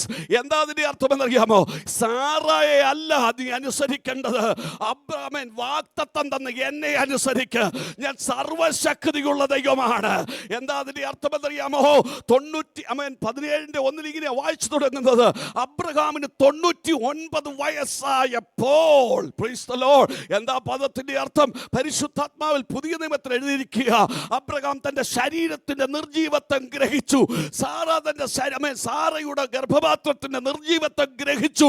Biologically ഒരു കുഞ്ഞിന് ജന്മം കൊടുക്കുവാൻ ഒരു സാധ്യതയുമില്ലാത്ത അബ്രഹാമും സാറയും അവരെ നോക്കി ദൈവത്തിന് പറയാൻ ഒറ്റ ദൂതേ ഉള്ളൂ, വാഗ്ദത്തം നിറവേറിയില്ലെന്ന് വിചാരിച്ച് നീ ഭാരപ്പെടണ്ട, ഐ ആം ദി എൽ ശദായ്, ഞാൻ സർവശക്തിയുള്ള ദൈവമാണ്. ഈ പകൽ എത്ര പേർക്ക് സന്തോഷമുണ്ട്? ദൈവമൈതലേ, നിന്റെ വാഗ്ദത്തം നിന്നോട് പറഞ്ഞ ദൂത് നിവർത്തിക്കപ്പെട്ടില്ല എന്ന് വിചാരിച്ച് നീ ഭാരപ്പെടണ്ട, നാളുകൾ ചിലത് കഴിഞ്ഞെന്ന് വിചാരിച്ച് നീ ഭാരപ്പെടണ്ട. പറഞ്ഞ ദൈവത്തിന് ഒരു വിശ്വസ്തതയുണ്ട്. Price the Lord. ദൈവത്തിന് നിന്റെ റിസോഴ്സ് ആവശ്യമില്ല. ഞാൻ കഴിഞ്ഞ പ്രാവശ്യം പ്രസംഗിച്ചതാണ് എൻ്റെ ചിന്ത. ഹല്ലേലൂയ. ദൈവത്തിന് തൻ്റെ വാഗ്ദത്തം നിവർത്തിക്കാൻ നിന്റെ ഒരു സപ്പോർട്ടും വേണ്ട. ദൈവത്തിന് നിന്നോടുള്ള വാഗ്ദത്തം നിവർത്തിക്കാൻ നിന്റെ ഫിസിക്കൽ എബിലിറ്റി വേണ്ട. ദൈവത്തിന് നിന്റെ വാഗ്ദത്തം നിവർത്തിക്കാൻ നിന്റെ ഫിനാൻഷ്യൽ കപ്പാസിറ്റി വേണ്ട. ദൈവത്തിന് തൻ്റെ വാഗ്ദത്തം ദൈവജനത്തോട് നിവർത്തിക്കാൻ ഈ ലോകത്തിന് ഒരു റിസോഴ്സും വേണ്ട. എൻ്റെ ദൈവം സർവശക്തിയുള്ള ദൈവമാണ്. അവൻ വാഗ്ദത്തങ്ങളിൽ വിശ്വസ്തനായ ദൈവമാണ്. 18-ാമത്തെ അധ്യായത്തിൽ ദൈവം അബ്രഹാമിനെ സന്ദർശിക്കാൻ ഇടയായി. ഉൽപ്പത്തി 18-ൽ മമ്രയുടെ തോപ്പിലിരിക്കുന്ന അബ്രഹാമിൻ്റെ അടുക്കലേക്ക് ദൈവം ഇറങ്ങി വരിക. അബ്രഹാം നിലം വരെ കുനിഞ്ഞവരെ സൽക്കരിച്ച് അവരെ വിശ്രമിക്കുവാൻ ഇരുത്തുമ്പോൾ അവർ പോകുവാൻ തുടങ്ങുന്ന സമയത്ത് പറയുകയാണ്, അബ്രഹാമേ, അടുത്ത വർഷം ഇതേ സമയത്ത് നീ ഒരു ആൺകുഞ്ഞിനെ, സ്തോത്രം സ്തോത്രം സ്തോത്രം, നിങ്ങൾ ആ ഭാഗം ഒന്ന് ശ്രദ്ധിച്ച് വായിക്കണേ. അബ്രഹാമിനോട് ദൈവം പറയാം, അടുത്ത വർഷം ഇതേ സമയത്ത് നീ ഒരു ആൺകുഞ്ഞിനെ അബ്രഹാം ഈ ദൂത് കേട്ടോണ്ടെ പുള്ളിക്ക് അത് ഉൾക്കൊള്ളാൻ കഴിയുന്നില്ല. കാര്യം ശരീരം നിർജീവമാണ്. ഒരു കുഞ്ഞിന് ബയോളജിക്കലി ജന്മം കൊടുക്കാനുള്ള ഫിസിക്കൽ കപ്പാസിറ്റി അബ്രഹാമിന് ഇല്ല. പോരാ, സാറാമ്മച്ചിയുടെ സാറാമ്മച്ചിയുടെ ഗർഭപാത്രം നിർജീവമാ. ഒരു കുഞ്ഞു ജനിക്കുവന്നോ, ഹല്ലേലൂയ. അബ്രഹാം അവരുടെ മുമ്പിൽ കമന്നു വീട് കിട്ടി ചിരിച്ചു. സ്തോത്രം. അബ്രഹാം അവരുടെ മുമ്പിൽ കമന്ന് ഉരുണ്ട് ചിരിക്കുമ്പോൾ ദൂതന്മാർ ചോദിക്കുക, സാറാ ചിരിച്ചതെന്ത്? Praise the Lord. ശ്രദ്ധിച്ചേ, അബ്രഹാമാണ് അവരുടെ മുമ്പിൽ ചിരിച്ചത്. പക്ഷെ ചോദിച്ചതെന്നാ? ഈ സാറാമ്മച്ചി ചിരിക്കുന്നത് അകത്താ, കർത്തന് പുറകിൽ ആരും കാണാതെ അമ്മച്ചി നിന്ന് ചിരിക്കുന്നേ. ഹല്ലേലൂയ. ദൈവത്തിൻ്റെ ദൂതന്മാരൊക്കെ സാറാ ചിരിച്ചതെന്ത്? കിടന്ന് ചിരിച്ച അബ്രഹാം ചിരിച്ചതെന്നല്ലേ ചോദിക്കേണ്ടത്. അതെന്താ അങ്ങനെ ചോദിക്കാൻ കാര്യം? ഈ കിടന്ന് ചിരിക്കുന്ന ഇവൻ നിഷ്കളങ്കനാ. പക്ഷെ മറ്റേ അതല്ല, അകത്തൂറി ചിരിച്ചൊരെണ്ണമുണ്ടേ. അതത്ര നിഷ്കളങ്കതയിലല്ല. ദൈവത്തിന് തോന്നുന്നു പറയാം, സാറാ ചിരിച്ചതെന്ത്? ഞങ്ങൾ പറഞ്ഞത് നിവർത്തിക്കപ്പെടാൻ പോകുകയാ. ദൈവം അവർക്കൊരു തലമുറയെ കൊടുത്തു. എന്താ അർത്ഥം? ദൈവം തൻ്റെ വാഗ്ദത്തങ്ങളിൽ വിശ്വസ്തനായിരുന്നു. ഹല്ലേലൂയ. ഇന്ന് പകൽ ഞാൻ ഇങ്ങനെ ഒരു ദൂത് ദൈവമക്കളോട് പറയാം. സ്വർഗത്തിൽ ദൈവം ഒരു ദൂത് നിന്നോട് പറഞ്ഞിട്ടുണ്ടെങ്കിൽ അത് നിവർത്തിക്കാൻ നിന്റെ ദൈവം വിശ്വസ്തനാ. നിന്റെ ജീവിതത്തിൽ എത്ര തകർച്ച വന്നാലും, നിന്റെ ജീവിതത്തിൽ എത്ര പരിതാപകരമായ അവസ്ഥയുണ്ടെങ്കിലും, നിന്റെ ജീവിതത്തിൽ എത്ര ശൂന്യതയുണ്ടെങ്കിലും, എൻ്റെ ദൈവത്തിന് നിന്നോടുള്ള വാഗ്ദത്തം നിവർത്തിപ്പാൻ കഴിയും. Hallelujah, hallelujah. ഇന്ന് പകൽ ദൈവമക്കളെ ഉറപ്പിച്ചോ, നിന്നോടുള്ള വാഗ്ദത്തം നിവർത്തിക്കാൻ എൻ്റെ ദൈവത്തിന് ഇഷ്ടം പോലെ റിസോഴ്സ് അവൻ്റെ കാര്യത്തിലുണ്ട്. ദൈവത്തിൻ്റെ വാഗ്ദത്തം നിന്നോട് പറഞ്ഞിട്ടുണ്ടെങ്കിൽ നീ അത് കാണാതെ നിന്റെ കണ്ണടയാൻ എൻ്റെ ദൈവം അനുവദിക്കുകയില്ല. പണ്ടൊക്കെ അപ്പച്ചന്മാർ പ്രസംഗിക്കാൻ ഞാൻ കേട്ടിട്ടുണ്ട്, ദൈവത്തിൻ്റെ വാഗ്ദത്തം ഉള്ളവരുടെ മേളിൽ കൂടെ പാണ്ടി ലോറി കയറിക്കൊണ്ട് പോയാലും കുഴപ്പമില്ലാതെ. കാര്യം എന്താ അറിയാമോ? നീ വാഗ്ദത്തമുള്ളവരാണെങ്കിൽ അത് കാണാതെ നിന്റെ കണ്ണടയാൻ എൻ്റെ ദൈവം അനുവദിക്കത്തില്ല. ഞാനൊരു വചനവെളിപ്പാട് പറയാം. ഒരു മനുഷ്യൻ നല്ല പ്രായമുള്ള മനുഷ്യനാണ്. അദ്ദേഹത്തിൻ്റെ പേര് ശിമയോൻ എന്ന്. ശിമയോൻ ആണെങ്കിൽ ഒരു ശാസ്ത്രിയാണ്, ഒരു സ്ക്രൈബാണ്. എന്താ അവൻ്റെ പ്രത്യേകത എന്നറിയാമോ? പഴയ നിയമ തിരുവെഴുത്തുകൾ പകർത്തി എഴുതിക്കൊണ്ടിരിക്കുന്ന പരിപാടിയാണ്. എന്ന് പറഞ്ഞാൽ തിരുവെഴുത്ത് പകർത്തി എഴുതി ജനത്തിന് വായിക്കുവാൻ കൊടുക്കുന്ന ഒരു സ്ക്രൈബാണ് ശിമയോൻ എന്ന് പറയുന്ന മനുഷ്യൻ. അവനൊരിക്കൽ യെശയ്യാപ്രവചനം പകർത്തി എഴുതിക്കൊണ്ടിരിക്കുമ്പോൾ യെശയ്യാപ്രവചനം 7-ാമത്തെ അധ്യായത്തിനകത്തേക്ക് വന്നപ്പോൾ പുള്ളിയുടെ കൈക്കൊരു വിറയൽ, എഴുതാൻ പറ്റുന്നില്ല. ആ വാക്യം വായിച്ചിട്ട് തനിക്ക് ഇരിക്കുവാൻ പറ്റുന്നില്ല. അതിനകത്ത് എഴുതിയിരിക്കുക, കന്യക ഗർഭം ധരിച്ച് ഒരു മകനെ പ്രസവിക്കും. ഹല്ലേലൂയ. ഈ ദൂത് ഈ അപ്പച്ചന് വിശ്വസിക്കാൻ പറ്റിയില്ല. ഈ അപ്പച്ചൻ പേനാതാത്ത് വെച്ചിട്ട് അങ്ങനെ സംഭവിക്കുമോ അങ്ങനെ ചിന്തിച്ചോണ്ടിരിക്കുമ്പോൾ ദൈവത്തിന്റെ ആത്മാവ് അവനോട് പറയുക, നീ പകർത്തി എഴുതാൻ പോകുന്ന സംഭവമുണ്ടല്ലോ, അത് നിന്റെ കണ്ണുകൊണ്ട് കാണാതെ നിന്റെ കണ്ണടയാൻ ഞാൻ അനുവദിക്കുന്നതയോ അല്ല. നിനക്കത് വിശ്വസിക്കാൻ പറ്റുന്നില്ലല്ലേ? അത് നിന്റെ കണ്ണുകൊണ്ട് കാണാൻ ഞാൻ വഴിയൊരുക്കുന്ന ദൈവമാ. നിങ്ങൾ ലൂക്കോസിന്റെ സുവിശേഷം ഒന്ന് വായിച്ചേ. വയോവൃദ്ധനായ ഒരു മനുഷ്യൻ, ട്യൂബ്ലൈറ്റിന്റെ പ്രകാശം പോലെ മുടിയൊക്കെ ഉള്ള ഒരു മനുഷ്യൻ വിറയാർന്ന കരങ്ങളുമായി ഹല്ലേലൂയ ആലയത്തിനകത്തും ദൈവത്തെ ആരാധിക്കാൻ വന്നപ്പോൾ മറി എന്ന് പറയുന്ന പെങ്കൊച്ച് കയ്യിലൊരു കുഞ്ഞുമായിട്ട് ആലയത്തിനകത്തോട്ട് വരുന്നു. ഹല്ലേലൂയ. ആലയത്തിനകത്തോട്ട് വരുന്ന ആ കുഞ്ഞിനെ കണ്ടപ്പോൾ ഈ അപ്പച്ചൻ വിറയാർന്ന കരങ്ങളുമായി ആ കുഞ്ഞിനെ കയ്യിലോട്ട് വാങ്ങിച്ചിട്ടൊരു പദം പറഞ്ഞു, ഇപ്പോൾ നാഥ അടിയനെ തിരുവെഴുത്ത് പോലെ അവൻ സമാധാനത്തോടെ നീ വിട്ടയക്കുക. എന്താ അതിന്റെ അർത്ഥം എന്നറിയാമോ? ഇപ്പൊ എനിക്ക് സമാധാനത്തോടെ മരിക്കാം. അന്ന് എന്നോട് പറഞ്ഞ ദൂത് വിശ്വസിക്കാൻ പറ്റിയതായിരുന്നില്ല, പക്ഷേ അത് നിവർത്തിക്കാൻ നിന്റെ കരം വിശ്വസ്തമായിരുന്നു. ഇന്ന് പകൽ എന്നെ കേൾക്കുന്ന ദൈവമക്കളോട് ഞാൻ ഇങ്ങനെ പറയാ, എത്ര അസാധ്യതകൾ നിന്റെ മുമ്പിലുണ്ടെങ്കിലും, എത്ര പ്രതിസന്ധികൾ നിന്റെ മുമ്പിലുണ്ടെങ്കിലും, എത്ര സാഹചര്യങ്ങൾ നിനക്ക് അനുകൂലമല്ലെങ്കിലും, ദൈവം പറഞ്ഞത് നിന്റെ കണ്ണുകൊണ്ട് കാണത്തക്ക നിലയിൽ നിവർത്തിച്ചു തരുവാൻ വിശ്വസ്തനായ ഒരുവനാണ് നാം സേവിക്കുന്ന ദൈവമെന്ന് ഈ പകൽ മറന്നു പോകരുത്. എന്റെ ദൈവം വാഗ്ദത്തങ്ങളിൽ വിശ്വസ്തനാണ്.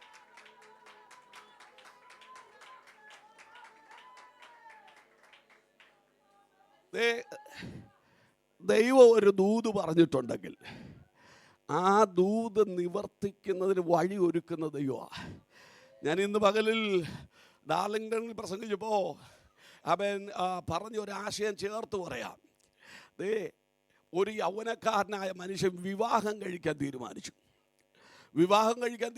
അദ്ദേഹത്തിന് ഒരു പെങ്കൊച്ചിനെ കണ്ടെത്തി. രണ്ടുപേരൂടെ എൻഗേജ്മെൻറ്റ് കഴിഞ്ഞു. എൻഗേജ്മെൻറ്റ് കഴിഞ്ഞപ്പോൾ ഈ ചെറുപ്പക്കാരൻ്റെ ചെവിയിൽ ഒരു വാർത്ത എത്തി. താൻ എൻഗേജ് ചെയ്തിരിക്കുന്ന പെങ്കൊച്ച് പ്രഗ്നൻ്റാണ്. സ്തോത്രം, ഹല്ലേലൂയ. അങ്ങനെയാണെങ്കിൽ എന്നായിരിക്കും സ്ഥിതി? നിങ്ങൾ പറയണ്ട, ധ്യാനിച്ച് മൗനമായിരുന്നു. നമ്മുടെ ജീവിതത്തിൽ അങ്ങനെ സംഭവിക്കില്ല. നമുക്ക് കല്യാണം കഴിക്കാൻ നിശ്ചയിക്കപ്പെട്ട പെങ്കൊച്ച് ചിലരിങ്ങനെ ചിന്തിക്കുന്നത് ആരാന്ന്. ഹല്ലേലൂയ. ഞാൻ മറിയെക്കുറിച്ചും ജോസഫിനെ കുറിച്ചുമാണ് പറഞ്ഞത്. ഹല്ലേലൂയ. ശ്രദ്ധിച്ചേ, ഇങ്ങനൊരു ചിന്ത വന്നാൽ എന്നാ ചെയ്യും? ജോസഫ് പിന്നെ നീതിമാനാകൊണ്ട് എന്നാ ചെയ്തേ? അവക്ക് ജോസഫ് നീതിമാനാകുന്ന പറഞ്ഞാൽ നീതിമാനാകൊണ്ടും അവൾക്ക് ലോകാപവാദം വരുത്താൻ താല്പര്യമില്ലാത്തതുകൊണ്ടും അവളെ ഗൂഢമായി ഉപേക്ഷിപ്പാൻ ആഗ്രഹിച്ചെന്നാണ് ചേർത്ത് കൊണ്ടത്. പിന്നെ ഈ മനുഷ്യൻ ശ്രദ്ധിച്ച്, ഇന്നത്തെ ജോസഫുമാരായിരുന്നു എന്നെ ഇതിനെ ആ പെങ്കൊച്ചിൻ്റെ ഫോട്ടോ ഉൾപ്പെടെ ഫേസ്ബുക്കിൽ ഇട്ടേനെ. അത്രയ്ക്ക് കൃപയാണ് നമുക്ക്. ഹല്ലേലൂയ. പക്ഷേ ജോസഫ് നീതിമാനാകൊണ്ട അവക്ക് എന്ത് ചെയ്യരുത്? ലോകാപവാദം വരരുത്. ഇത് വേറൊരാൾ അറിയരുത്. എന്നാൽ എന്ത് ചെയ്യരുത്? തനിക്കിത് ഉൾക്കൊള്ളാനും കഴിയുന്നത്. അതുകൊണ്ട് ഗൂഢമായി. പക്ഷെ ശ്രദ്ധിച്ചേ, ജോസഫിൻ്റെ അടുക്കൽ ദൈവം പറയാ, നീ മറിയെ ചേർത്തുകൊള്ളാൻ ഭയപ്പെടണ്ട. അവളിൽ ഉൽപ്പാദിതമായിരിക്കുന്ന പ്രജ, വിശുദ്ധ പ്രജ ദൈവാത്മാവിനാല. ജോസഫ് അവളെ എന്ത് ചെയ്തു? ചേർത്തുകൊണ്ടു. അങ്ങനെ ജോസഫും മറിയയും കൂടെ നസറയത്തിൽ പാർത്ത് ജോലിയൊക്കെ ചെയ്ത് നമ്മുടെ അലിൻ ബ്രദറിൻ്റെ കൂട്ട് ഡെലിവറിക്ക് വേണ്ടി കാശൊക്കെ ഒപ്പിച്ചുകൊണ്ടിരിക്കുക. മനസ്സിലാവുന്നില്ലയോ? ഹല്ലേലൂയ. ഇല്ലാത്ത ഡബിൾ ഡ്യൂട്ടി ചെയ്തിട്ടാണ് കാശ് ഒപ്പിച്ചുകൊണ്ടിരിക്കുന്നത്. എന്താ പറയുക? ഡെലിവറി അടുത്ത് വരിക. അങ്ങനെ ഡെലിവറി അടുത്ത് വരുമ്പോൾ ഔഗുസ്തോസ് കൈസർ എന്ന് പറയുന്ന അന്നത്തെ ഭരണാധികാരി ഒരു ഓർഡർ ഇടുന്നു. എന്താ ഓർഡർ എന്നറിയാമോ? ഹല്ലേലൂയ. എല്ലാവരും പേർ വഴി ചാർത്തണം, അഥവാ സെൻസസ് കൊടുക്കണം. ഇന്നത്തെ കൂട്ട് നിന്ന് സെൻസസ് എടുക്കാൻ ടീച്ചേഴ്സും വില്ലേജ് ഓഫീസിലെ സ്റ്റാഫും ഒക്കെ നമ്മുടെ വീട്ടിൽ വരിക. അന്ന് അങ്ങനല്ല. അവരോരുടെ നാട്ടിൽ പോയി എന്ത് ചെയ്യണം? പേർ വഴി ചാർത്തണം. അങ്ങനെയാണെങ്കിൽ മറിയയും ജോസഫും ബെത്ലഹേമുകാരാ. അവരും നസ്രയത്തിൽ പാർക്കുക. പാർത്തുകൊണ്ട് ഇരിക്കുമ്പോൾ ഇവർ ഡെലിവറിയുടെ ടൈം ആയതുകൊണ്ട് എങ്ങനെയും ഈ ഡെലിവറി ഒന്ന് കഴിഞ്ഞ് കിട്ടാൻ ജോസഫ് നോക്കിയിരിക്കുമ്പോഴാണ് ഔഗുസ്തോസ് കൈസറിൻ്റെ ഓർഡർ വരുന്നത്. ഈ മനുഷ്യൻ ജോസഫ് തലമുടിയൊക്കെ പിച്ചി പറിച്ചു. കാര്യം എന്താണെന്നറിയാമോ? ഈ നിറവയറുമായി ഡ്യൂ ഡേറ്റ് അടുത്തിരിക്കുന്ന ഈ പെങ്കൊച്ചുമായി മലനാട്ടിലേക്ക് കയറിപ്പോകുക എന്ന് പറയുന്നാൽ അസാധ്യമാണ്. ഇന്നത്തെ BMW ഒന്നുമില്ല. അന്ന് കിട്ടുന്ന ഏറ്റവും നല്ല ഔഡി കാറിന് തുല്യമായത് പെൺകഴുത കുട്ടിയാ. അതിൻ്റെ പുറത്തേക്ക് ഈ പെങ്കൊച്ചിനെ കയറ്റി മലനാട്ടിലോട്ട് കയറ്റിയത് കൊണ്ട് ബെത്ലഹേമിൻ്റെ പടിവാതിക്കൽ എത്തിയപ്പോൾ തന്നെ പുള്ളിക്കാരിക്ക് ഡെലിവറി ആയി. അതുകൊണ്ട് വഴിയരികിലുള്ള ഗുഹയിൽ പ്രസവിച്ചിട്ട കൊച്ചിനെ പുൽത്തൊട്ടിയിൽ പ്രസവിച്ചെന്നല്ല. ശ്രദ്ധിച്ചേ. അപ്പം മലനാട്ടിലേക്ക് പോകുമ്പോഴൊക്കെ ഈ ജോസഫ് പറയുന്ന ഒരു ചിന്തയുണ്ട്. അയാൾക്ക് ഓർഡർ ഇടാൻ കണ്ട ഒരു സമയം. ആർക്കാ? ഔഗുസ്തോസ് കൈസറിനെ. അയാളുടെ ഒരു സെൻസസ് മനസ്സിലാകത്തില്ലയോ? അയാളുടെ ഒരു ഓർഡർ ഈ പുള്ളി ഇങ്ങനെ പറഞ്ഞോണ്ട് പോകുക. ജോസഫിന് മനസ്സിലാകുന്നില്ല എന്താ ഇതിന്റെ പിന്നിലെ ചിന്തയെന്ന്. പക്ഷെ ഇന്ന് പകൽ ഒരു കാര്യം അറിയണം. എന്താ അതിന്റെ അർത്ഥമെന്നറിയാമോ? ജോസഫ് മറിയം ഉരുവാകുന്നതിന് മുൻപ്, മറിയുടെ ഉദരത്തിൽ യേശു ഉരുവാകുന്നതിന് മുമ്പ്, വർഷങ്ങൾക്ക് മുമ്പ് മീഖാ പ്രവാചകൻ ഒരു പ്രവചനദൂത് ഇങ്ങനെ വിളിച്ചു പറഞ്ഞു, നീയോ അല്ലയോ ബെത്ലഹേം എഫ്രാത്തേ, നീ യഹൂദാ സഹസ്രങ്ങളിൽ ഏറ്റവും ചെറുതായിരുന്നാലും എൻ്റെ ജനത്തെ മേയിക്കുവാനുള്ളവൻ നിന്നിൽ നിന്ന് പുറപ്പെട്ടു വരണം. ഹല്ലേലൂയ.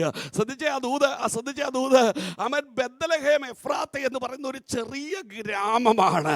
അല്ലയോ ബെത്ലഹേം എഫ്രാത്തെ, നീ യഹൂദാ സഹസ്രങ്ങളിൽ ഏറ്റവും ചെറുതായിരുന്നാലും എൻ്റെ ജനത്തെ മേയിക്കുവാനുള്ളവൻ നിന്നിൽ നിന്ന് പുറപ്പെട്ടു വരണം. അങ്ങനെ ഒരു ദൂത് ബെത്ലഹേം എഫ്രാത്തയോട് ദൈവം പറഞ്ഞത് നിവർത്തിക്കപ്പെടാനുള്ള ഒരു സാധ്യതയുമില്ല. കാര്യം മറിയയും ജോസഫ് നസറേത്തിലാണ്. Praise the Lord. മറിയയും ജോസഫും നസ്രയത്തിൽ പാർക്കുന്നതുകൊണ്ട് ഇത് ദൂത് നിവർത്തിക്കപ്പെടാൻ സാധ്യതയില്ല. ഈ ജോസഫിനോടും മറിയോടും ആര് പറഞ്ഞാലും പറയും ഡെലിവറി കഴിയട്ടെ പോകാമെന്ന്. Praise the Lord. പക്ഷേ ആര് പറഞ്ഞാലും കേൾക്കാത്ത ജോസഫ് മറിയുമായി യാത്ര ചെയ്യാൻ ഒരാൾ പറഞ്ഞാൽ പറ്റും. ആര്? അന്നത്തെ ഭരണാധികാരി. ഹല്ലേലൂയ. എന്താ പറഞ്ഞതിന്റെ അർത്ഥം അറിയാമോ? അവൻ അത് പറഞ്ഞില്ല എങ്കിൽ ജോസഫ് യാത്ര ചെയ്യില്ല. ജോസഫ് യാത്ര ചെയ്തില്ലെങ്കിൽ മറിയ നസ്രയത്തിൽ പ്രസവിക്കും. മറിയ നസ്രയത്തിൽ പ്രസവിച്ചാൽ ബേത്ലഹേം എഫ്രാത്തയോടുള്ള ദൂത് നിവർത്തിക്കപ്പെടത്തില്ല. ദൂത് നിവർത്തിക്കപ്പെടണമെങ്കിൽ മറിയയും ജോസഫും ബേത്ലഹേമിൽ എത്തണം. ബേത്ലഹേമിൽ എത്തണമെങ്കിൽ ഔഗുസ്തോസ് കൈസർ ഓർഡർ ഇടണം. എത്ര പേർ മനസ്സിലാകുന്നു ഇന്ന് പകലിൽ? ദൈവം പറഞ്ഞ ദൂത് നിവർത്തിക്കാൻ ഒരു സാധ്യതയില്ലാത്തടത്ത് ഒരു ഭരണാധികാരിയുടെ ഉറക്കം ദൈവം കെടുത്തി. ഇന്ന് പകൽക്കാലം ഞാൻ ഇങ്ങനെ ദൂത് പറയാം ദൈവമക്കളെ, നിന്റെ ജീവിതത്തിൽ പറഞ്ഞ ദൂത് നിവർത്തിക്കപ്പെടാൻ നിനക്കൊരു സാധ്യതയും ഇല്ലെങ്കിൽ ഈ രാജ്യത്ത് നിൽക്കുമെന്ന് ദൈവം നിന്നോട് പറഞ്ഞത് നിവർത്തിക്കപ്പെടാൻ സാധ്യതയില്ലെങ്കിൽ ഇവിടുത്തെ ഭരണാധികാരിയോട് ഇടപെട്ട് രക്തത്താൽ ജയം. എത്ര പേർക്ക് ആമേൻ പറയാൻ പറ്റുന്നുണ്ട്? ഇവിടുത്തെ ഭരണാധികാരിയെ നിനക്ക് അനുകൂലമായി തിരിച്ച് ആ വാഗ്ദത്തത്തെ നിവർത്തിക്കുന്ന ഒരു ദൈവമുണ്ടെന്ന് ഈ പകൽക്കാലം ആത്മാവ് ദൂത് പറഞ്ഞാൽ അതിനോട് ആമേൻ പറയാൻ എത്ര പേരുണ്ട്? Praise the Lord. ദൈവം നിന്നോട് പറഞ്ഞ ദൂത് നിവർത്തിക്കാൻ ദൈവത്തിൻ്റെ കരങ്ങളിൽ വഴിയുണ്ട്.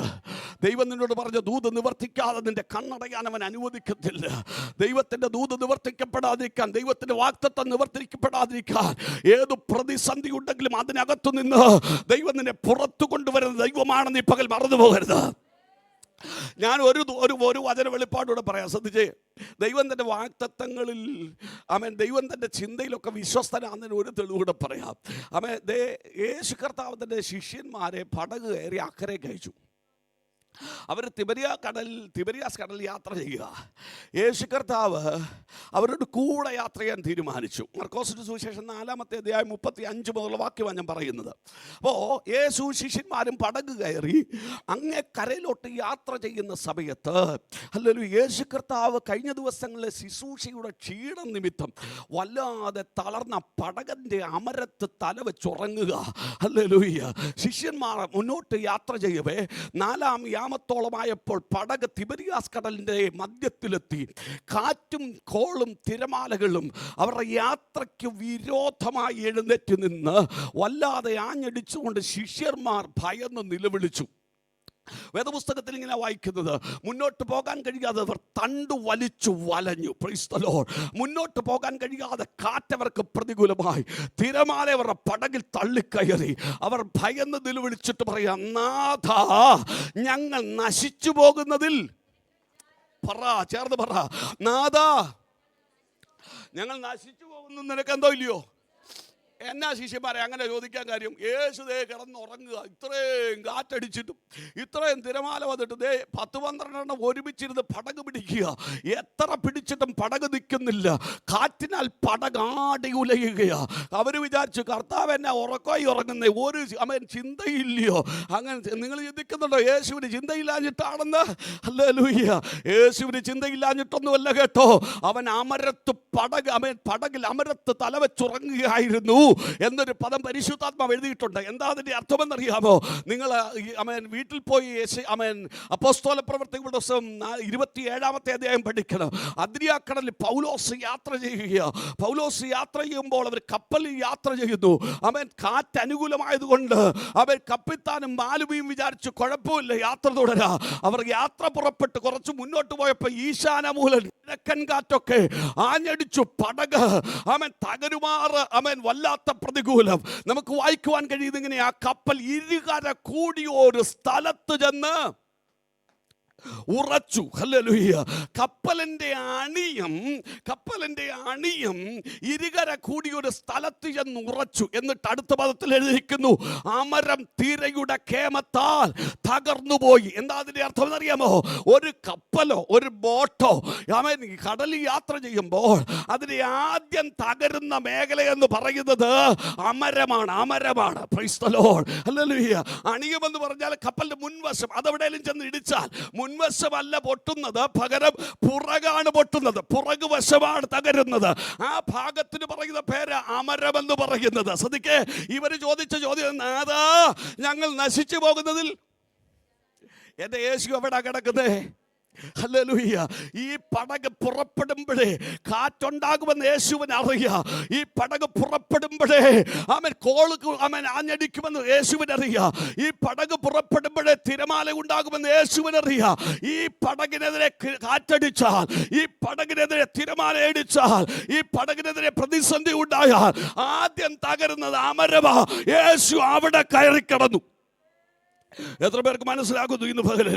ദൈവത്തിന്റെ വാഗ്ദത്ത നിവൃത്തിയിൽ യാത്ര ചെയ്യുന്ന ദൈവവൈതലേ, നിന്റെ പ്രതിസന്ധിയുടെ മേഖല നീ അറിയുന്നതിന് മുൻപേ, ഹലോ, എത്ര പേർക്ക് ആമേൻ പറയാൻ പറ്റുന്നുണ്ട്?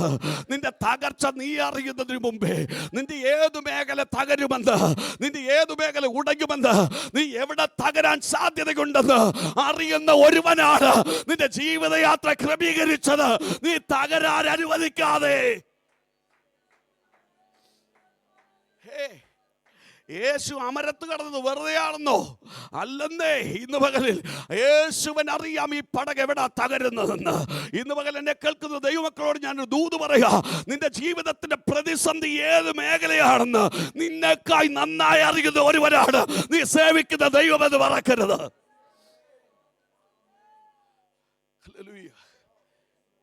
യേശു എഴുന്നേറ്റിട്ട് കാറ്റിനെ ശാസിച്ചു, കടലേ. ഹല്ലേലൂയ. എന്താ ചെയ്തത് യേശു എഴുന്നേറ്റ്? സത്യത്തിൽ എന്താ ഇവരുടെ പ്രശ്നം?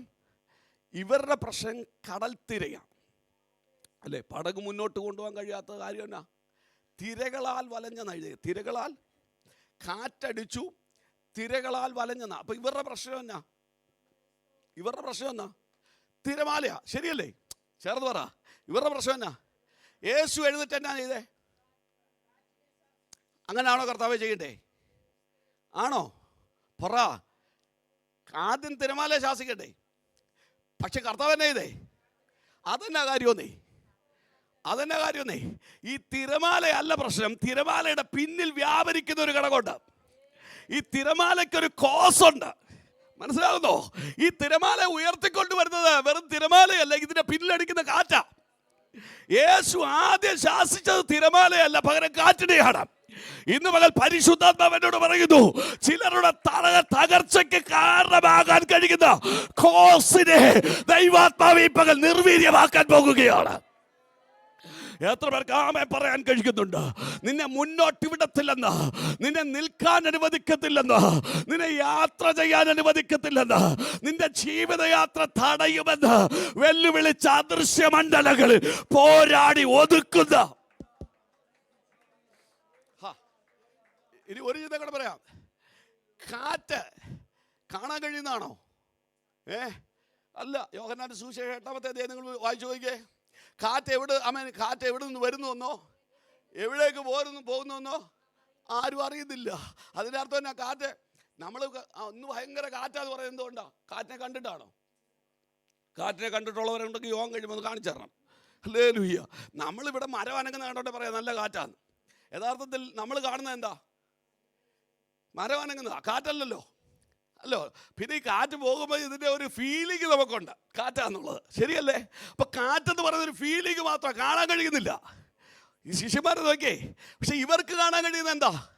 തിരമാലയാ. അപ്പൊ ഇവർക്ക് കാണാൻ കഴിയുന്ന തിരമാല ആയതുകൊണ്ട് അതുകൊണ്ട് അവർ തിരമാലയെ പേടിച്ചേ. പക്ഷെ കർത്താവ് കാണാൻ കഴിയുന്നതിനെ അല്ല കൈകാര്യം ചെയ്തത്, ഇവർക്ക് കാണാൻ കഴിയാത്തതിനെ കൈകാര്യം ചെയ്തു. ഇന്ന് പകൽ ദൂത് കേട്ടോ. നിന്റെ ജീവിതത്തിനെതിരെ ആഞ്ഞടിക്കുന്ന കൊടുങ്കാറ്റ് അവൻ നിനക്ക് കാണാൻ കഴിയുന്നില്ല. നീ കാണുന്നത് പ്രതികൂലം മാത്രമാ. പക്ഷേ അതിന്റെ കോസിനെ ഈ പകൽ ദൈവാത്മാവ് ശാസിക്കാൻ തുടങ്ങുകയാണ്.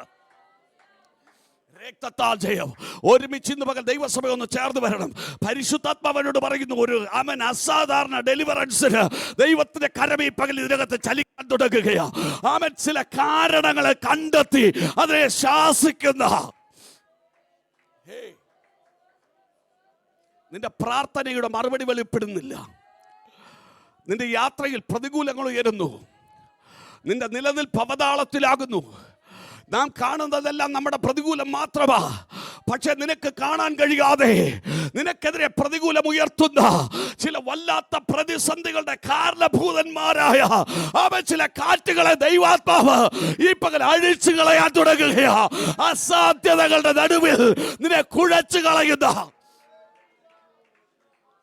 പരിശുദ്ധാത്മാവിനോട് ഒരു ദൂത് പറയുന്നു.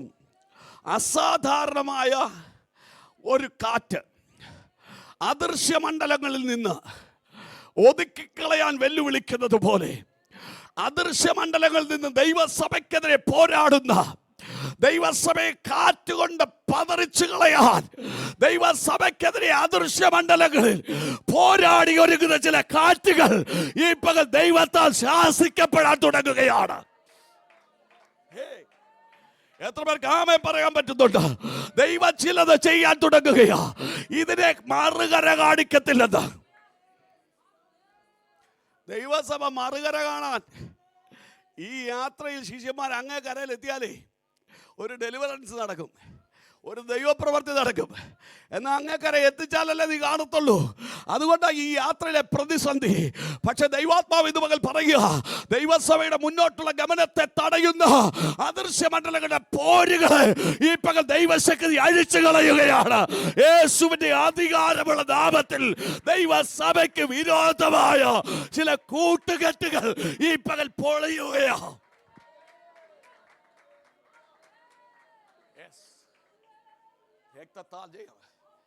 ആമേൻ പറയാൻ എത്ര പേരുണ്ട് ഇന്ന് പകല്? ദൈവസഭയെ സ്നേഹിക്കുന്നുണ്ടോ നീ? ദൈവസഭയെ സ്നേഹിക്കുന്നുണ്ടോ നീ?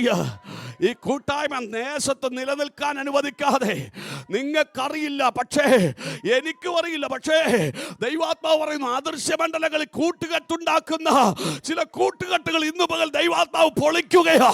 ദൈവാത്മാവ് അതിനെ വേറിറക്കുകയാ. അതിന് റൂട്ട് കട്ട് ചെയ്യുന്ന ഒരു ദൈവിക ഇടപെടൽ ഈ പകൽ നടക്കുന്നുവെന്ന്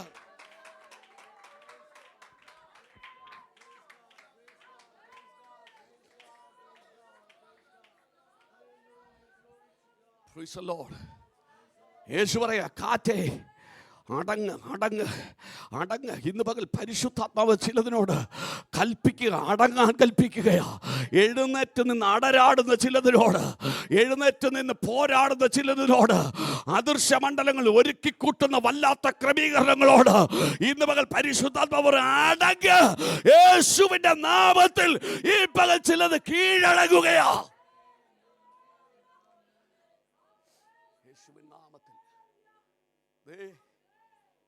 കാറ്റടങ്ങി, കടൽ ശാന്തമായി. അവർ അങ്ങേക്കരയിലെത്തി. അങ്ങേക്കരയിലെത്തിയപ്പോൾ ഒരുത്തൻ ഓടി വരുന്നു. ഭൂതഗ്രസ്തൻ, ഗദരദേശത്തെ ഭൂതഗ്രസ്തൻ.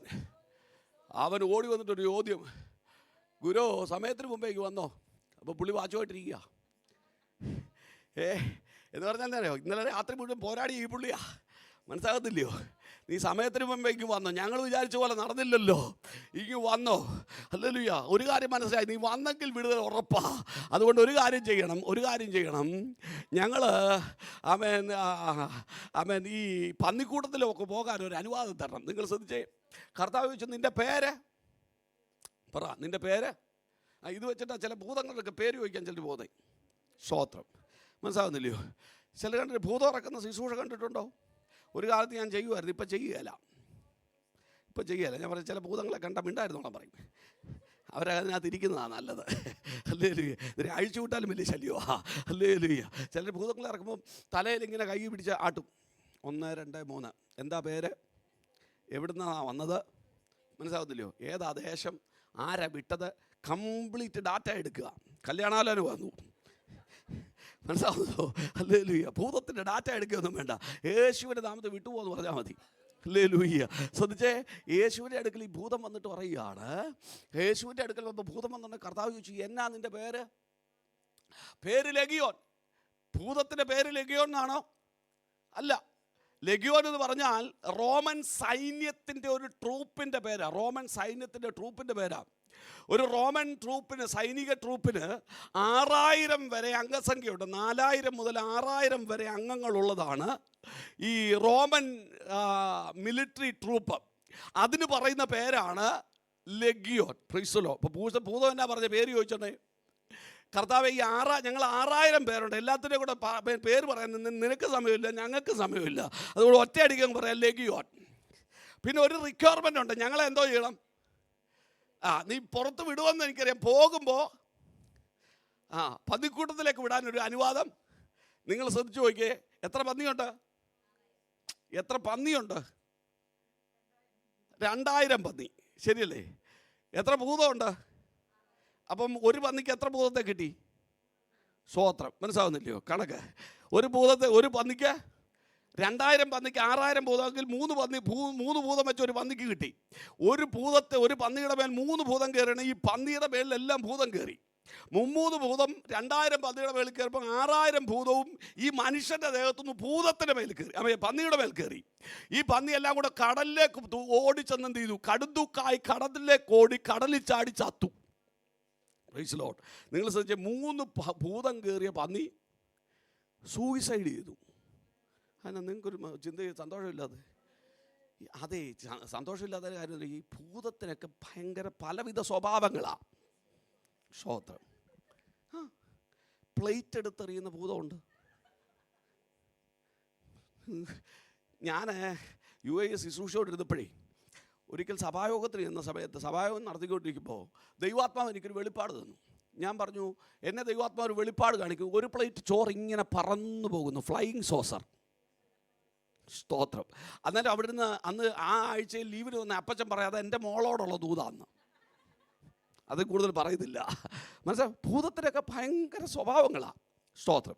ചില ഭൂതങ്ങൾ ഫോൺ പരിശോധിക്കുന്ന ഭൂതങ്ങളുണ്ട്. സ്തോത്രം. മനസ്സിലായില്ല, അത്രേ വിശദീകരിക്കത്തുള്ളൂ. ഭർത്താവ് ജോലി കഴിഞ്ഞ് വന്ന ഉടനെ ഫോൺ പരിശോധിക്കുന്നവരില്ലയോ? ആരും മിണ്ടത്തില്ല. അതെത്ര ക്ലിയറായിട്ട് പാസ് പിടികിട്ടിയെന്നാ ചോദ്യം. അതൊക്കെ ചില സ്വഭാവമാണ്. ഞാൻ വിടുന്നു. ശ്രദ്ധിച്ചേ, ഈ ഭൂതങ്ങളെല്ലാം കൂടെ സൂയിസൈഡ് ചെയ്തു. പക്ഷേ ഈ മനുഷ്യൻ സൂയിസൈഡ് ചെയ്തില്ലല്ലോ. മനസ്സിലാവുന്നോ? ഇവൻ സൂയിസൈഡ് ചെയ്തോ? അതെന്നെ കാര്യം. ഇവൻ സൂയിസൈഡ് ചെയ്യാൻ പല പ്രാവശ്യം ശ്രമിച്ചതാ. ഇവനെ കെട്ടിയിട്ടാൽ, ഇരുമ്പ് ചങ്ങല കൊണ്ട് കെട്ടിയിട്ടാൽ അത് ഉരുമി പൊട്ടിക്കുക, അത്രയ്ക്ക് ശക്തിയാണ്. പക്ഷേ എന്താണെന്നറിയാമോ? ഈ മനുഷ്യൻ ദക്കപ്പൊലി നാട്ടിലൊരു പാസ്റ്ററാകാൻ ദൈവം കണ്ടവനാ. ഹല്ലേലൂയ. ഇവൻ്റെ മേലുള്ള വാഗ്ദത്തം, ഇവൻ ഭൂതം കയറി ചാകാനുള്ളവനല്ല, ഇവൻ ഭൂതത്തെ ഇറക്കി വിടാനുള്ള അഭിഷേകം പ്രാപിക്കേണ്ടവനാ. ഇന്ന് പകൽക്കാലം ഞാൻ ഒരു കാര്യം ഇങ്ങനെ ദൈവമക്കളോട് പറയാം, വാഗ്ദത്തം നിന്റെ മേലുണ്ടെങ്കിൽ നിന്നെ തോടാൻ ഒരു ഭൂതത്തെ ഇവൻ്റെ ദൈവം അനുവദിക്കത്തില്ല. എൻ്റെ ദൈവം വാഗ്ദത്തങ്ങളിൽ വിശ്വസ്തനായ ദൈവമാണ്. ഹല്ലേലൂയ. ഞാൻ വേഗത്തിൽ മടങ്ങി വരിക.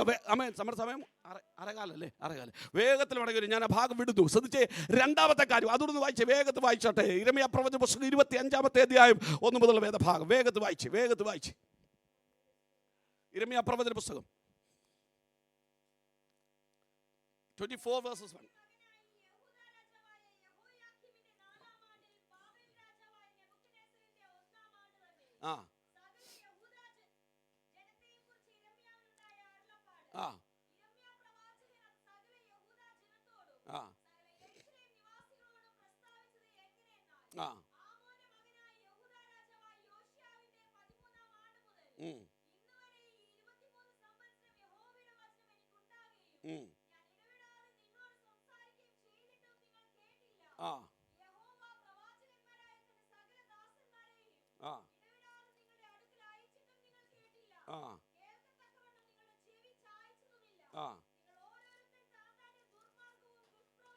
സോറി, 24-ന്റെ 3 മുതൽ വായിച്ചു. 25 അല്ല, 24.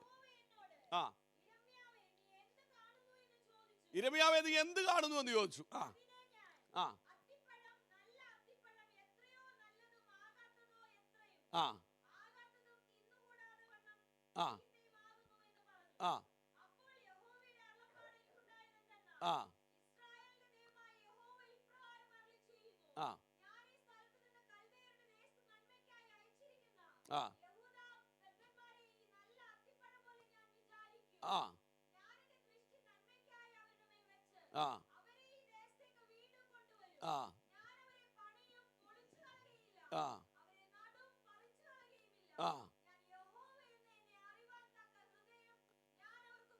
ശ്രദ്ധിക്കൂ, ഇവരെ മടക്കി വരുത്തുവാനുള്ള ഒന്നാമത്തെ കാരണം ദൈവത്തിൻ്റെ വാഗ്ദത്തമാണ്. 70 വർഷം കഴിയുമ്പോൾ എന്ത് ചെയ്യും?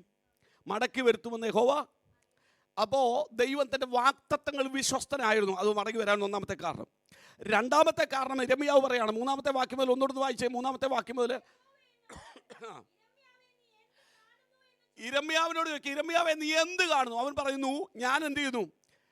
അത്തിപ്പഴം കാണുന്നു, നല്ല അത്തിപ്പഴം, എത്രയോ നല്ലതും ആകാത്തതുമായ, എത്രയും ആകാത്തതുമായ, തിന്നുകൂടാതവണ്ണം ചീത്തയുമാകുന്നു എന്ന് പറഞ്ഞു. Price the Lord.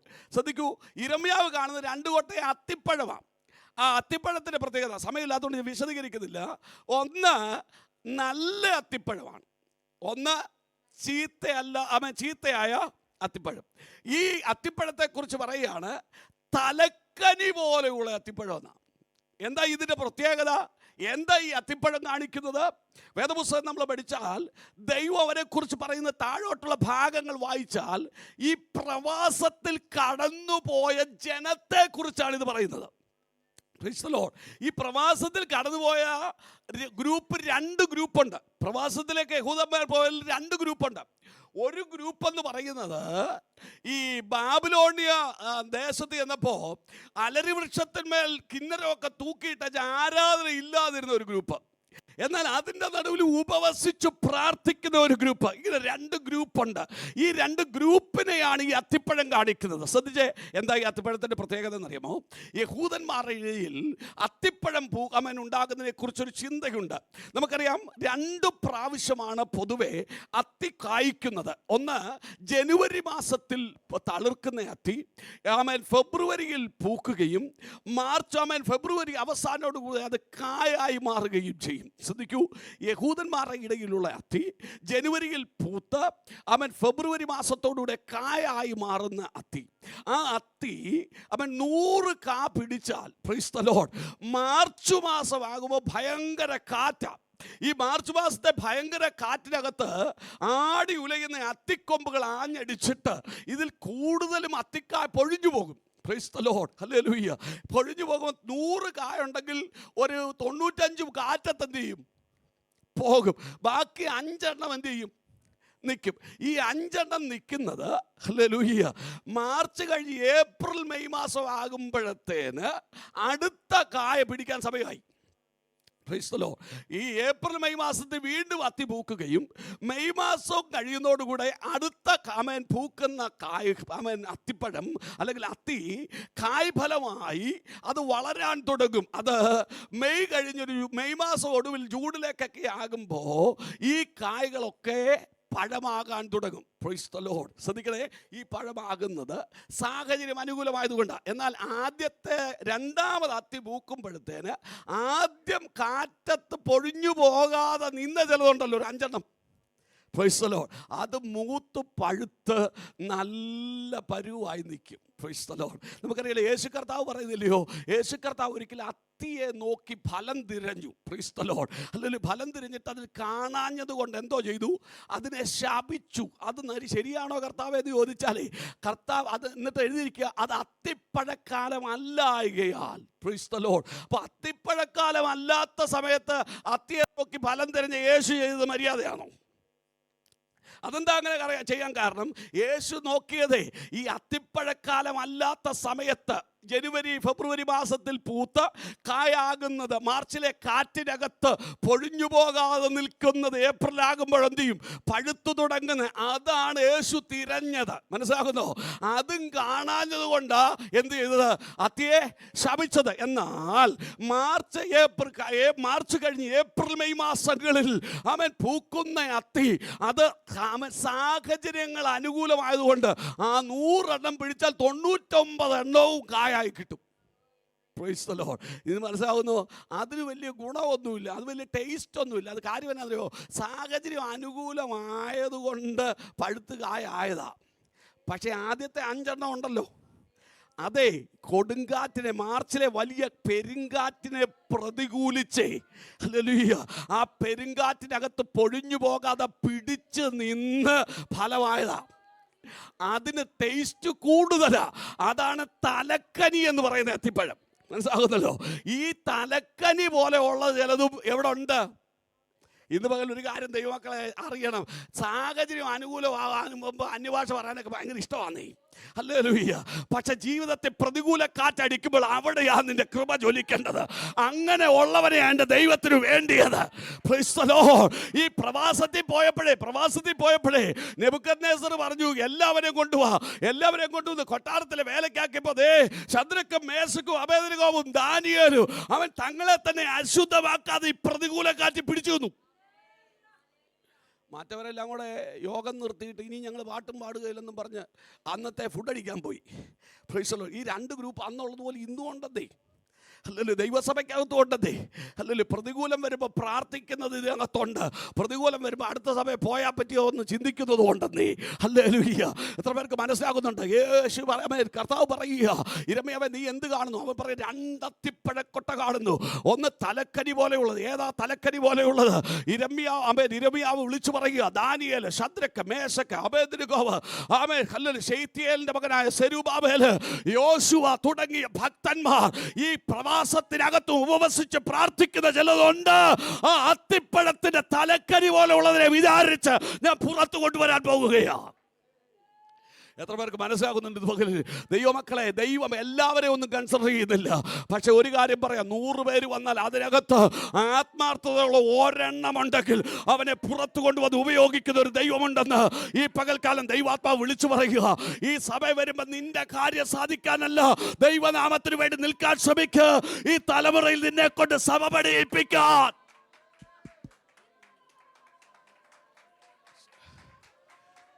യേശുവിൻ്റെ നാമത്തിൽ നിങ്ങൾ ശ്രദ്ധിച്ചു നോക്കിയേ.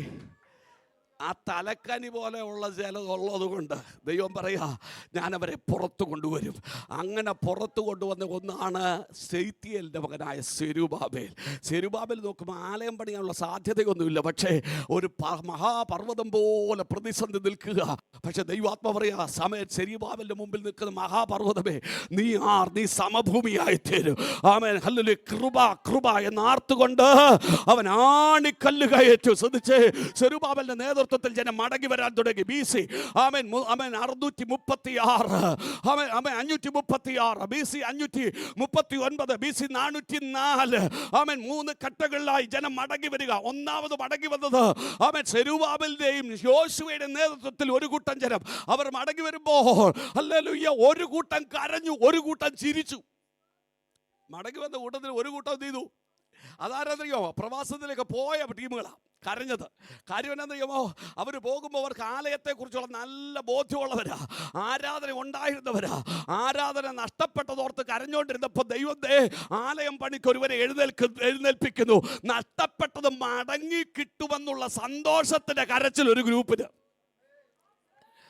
വേറെ ഒരു ഗ്രൂപ്പ് ചിരിച്ചു. കാര്യം അവർ പ്രവാസത്തിൽ ജനിച്ചവരാ, അവർക്ക് ആലയം കണ്ടിട്ടില്ല, അതിന് മഹത്വം അറിയത്തില്ല. പക്ഷേ പറഞ്ഞു കേട്ടിട്ടേ ഉള്ളൂ.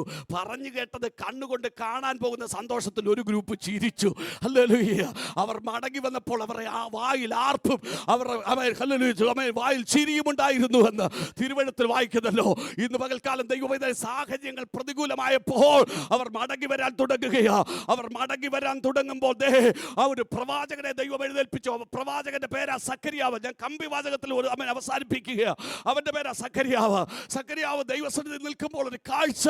ആ രാത്രിയിൽ ചുവന്ന കുതിരപ്പുറത്ത് കൊഴുന്തുകളുടെ നടുവിൽ ഒരുവൻ നിൽക്കുന്നു. സഖര്യാവ് ചോദിക്കുക, കർത്താവേ, ഇതെന്നാ ഈ ചിന്ത?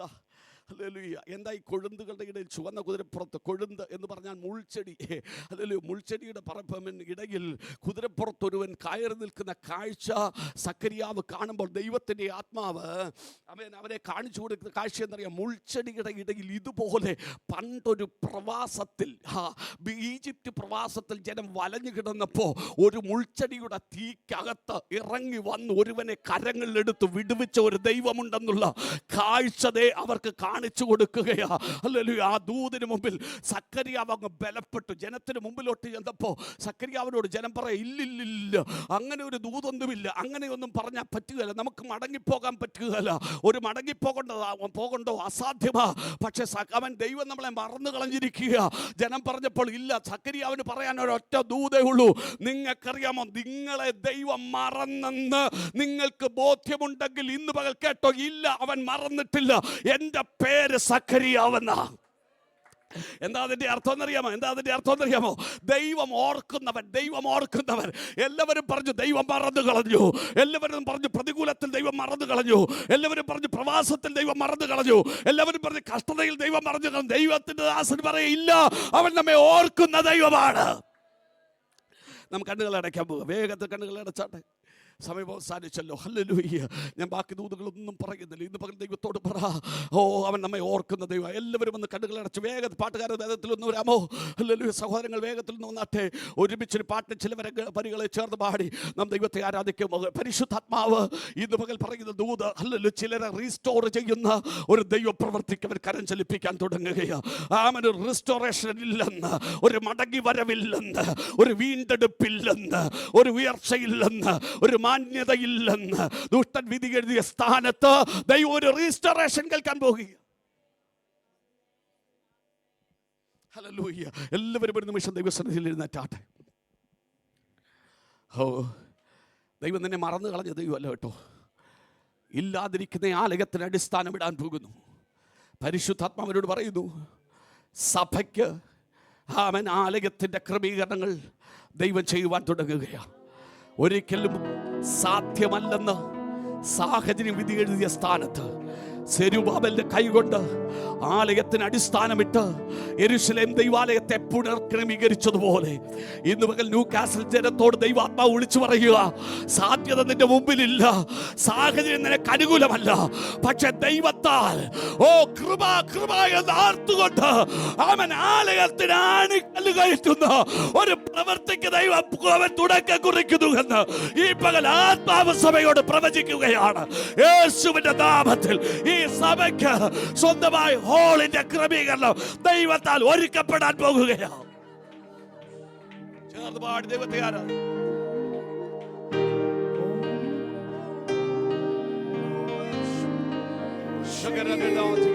ഓ താഴ്ചയിൽ എന്നെ ഓർത്തവനെ, വീഴ്ചയെന്നെ കാത്തവനെ, താഴ്ചയിൽ എന്നെ ഓർത്തവനെ, വീഴ്ചയെന്നെ കാത്തവനെ, കാഴ്ചയാലല്ല വിശ്വാസത്താലേ വാഴ്ചയേകി നിത്യം ചേർത്തവനെ, കാഴ്ചയാലല്ല വിശ്വാസത്താലേ വാഴ്ചയേകി നിത്യം ചേർത്തവനെ, സ്തോത്രഗീതം പാടുക നീ മനമേ, കർത്തൻ ജയം നൽകിടും നിശ്ചയമാം. സ്തോത്രഗീതം പാടുക നീ മനമേ, കർത്തൻ ജയം നൽകിടും നിശ്ചയമാം. ശത്രുവിൻ തല തകർത്തവനെ, മാത്രയിൽ ജയം തന്നവനെ, ശത്രുവിൻ തല തകർത്തവനെ, മാത്രയിൽ ജയം തന്നവനെ, ശത്രു മുൻപാകെ മേശയൊരുക്കും നൃത്യനാമേശുവേ സ്തുതി. ആമേൻ. ശത്രു മുൻപാകെ മേശയൊരുക്കും നൃത്യനാമേശുവേ സ്തുതി മനമേ, സ്തോത്രഗീതം പാടുക നീ മനമേ, കർത്തൻ ജയം നൽകിടും നിശ്ചയമാം. സ്തോത്രഗീതം പാടുക നീ മനമേ, കർത്തൻ ജയം നൽകിടും നിശ്ചയമാം. കഷ്ടവും മഹാശ്വാസനയും നിന്ദയും ഉള്ള ദിനവുമിത്, കഷ്ടവും മഹാശ്വാസനയും നിന്ദയും ഉള്ള ദിനവുമിത്, ഉള്ളം കലങ്ങും കള്ള സഹോദര വെല്ലുയ ചെയ്യുകിലെന്തു ഭയം, ഉള്ളം കലങ്ങും കള്ള സഹോദര വല്ലുര ചെയ്യുകിലെന്തു ഭയം. സ്തോത്രഗീതം പാടുക നീ മനമേ, കർത്തൻ ജയം നൽകിയിടും നിശ്ചയമാം. സ്തോത്രഗീതം പാടുക നീ മനമേ, കർത്തൻ ജയം നൽകിയിടും നിശ്ചയമാ.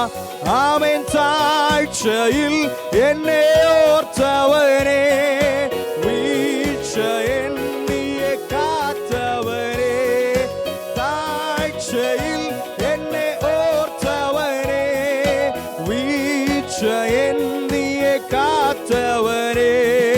കാഴ്ചയാലല്ല വിശ്വാസത്താലേ, വാഴ്ചയേകി നിത്യം ചേർത്തവനെ. ആമേൻ. കാഴ്ചയാലല്ല വിശ്വാസത്താലേ, വാഴ്ചയേകി നിത്യം ചേർത്തവനെ. ആമേൻ. സ്തോത്രഗീതം പാടുക നീ മനമേ, കർത്തൻ ജയം നൽകിയിടും നിശ്ചയമാം. സ്തോത്രഗീതം പാടുക നീ മനമേ, കർത്തൻ ജയം നൽകിയിടും നിശ്ചയമാ. ആമേൻ. ശത്രുവിൻ തല തകർത്തവരെ, മാത്രയിൽ ജയം തന്നവരെ. ആമേൻ. ശത്രുവിൻ തല തകർത്തവരെ, മാത്രയിൽ ജയം തന്നവനെ.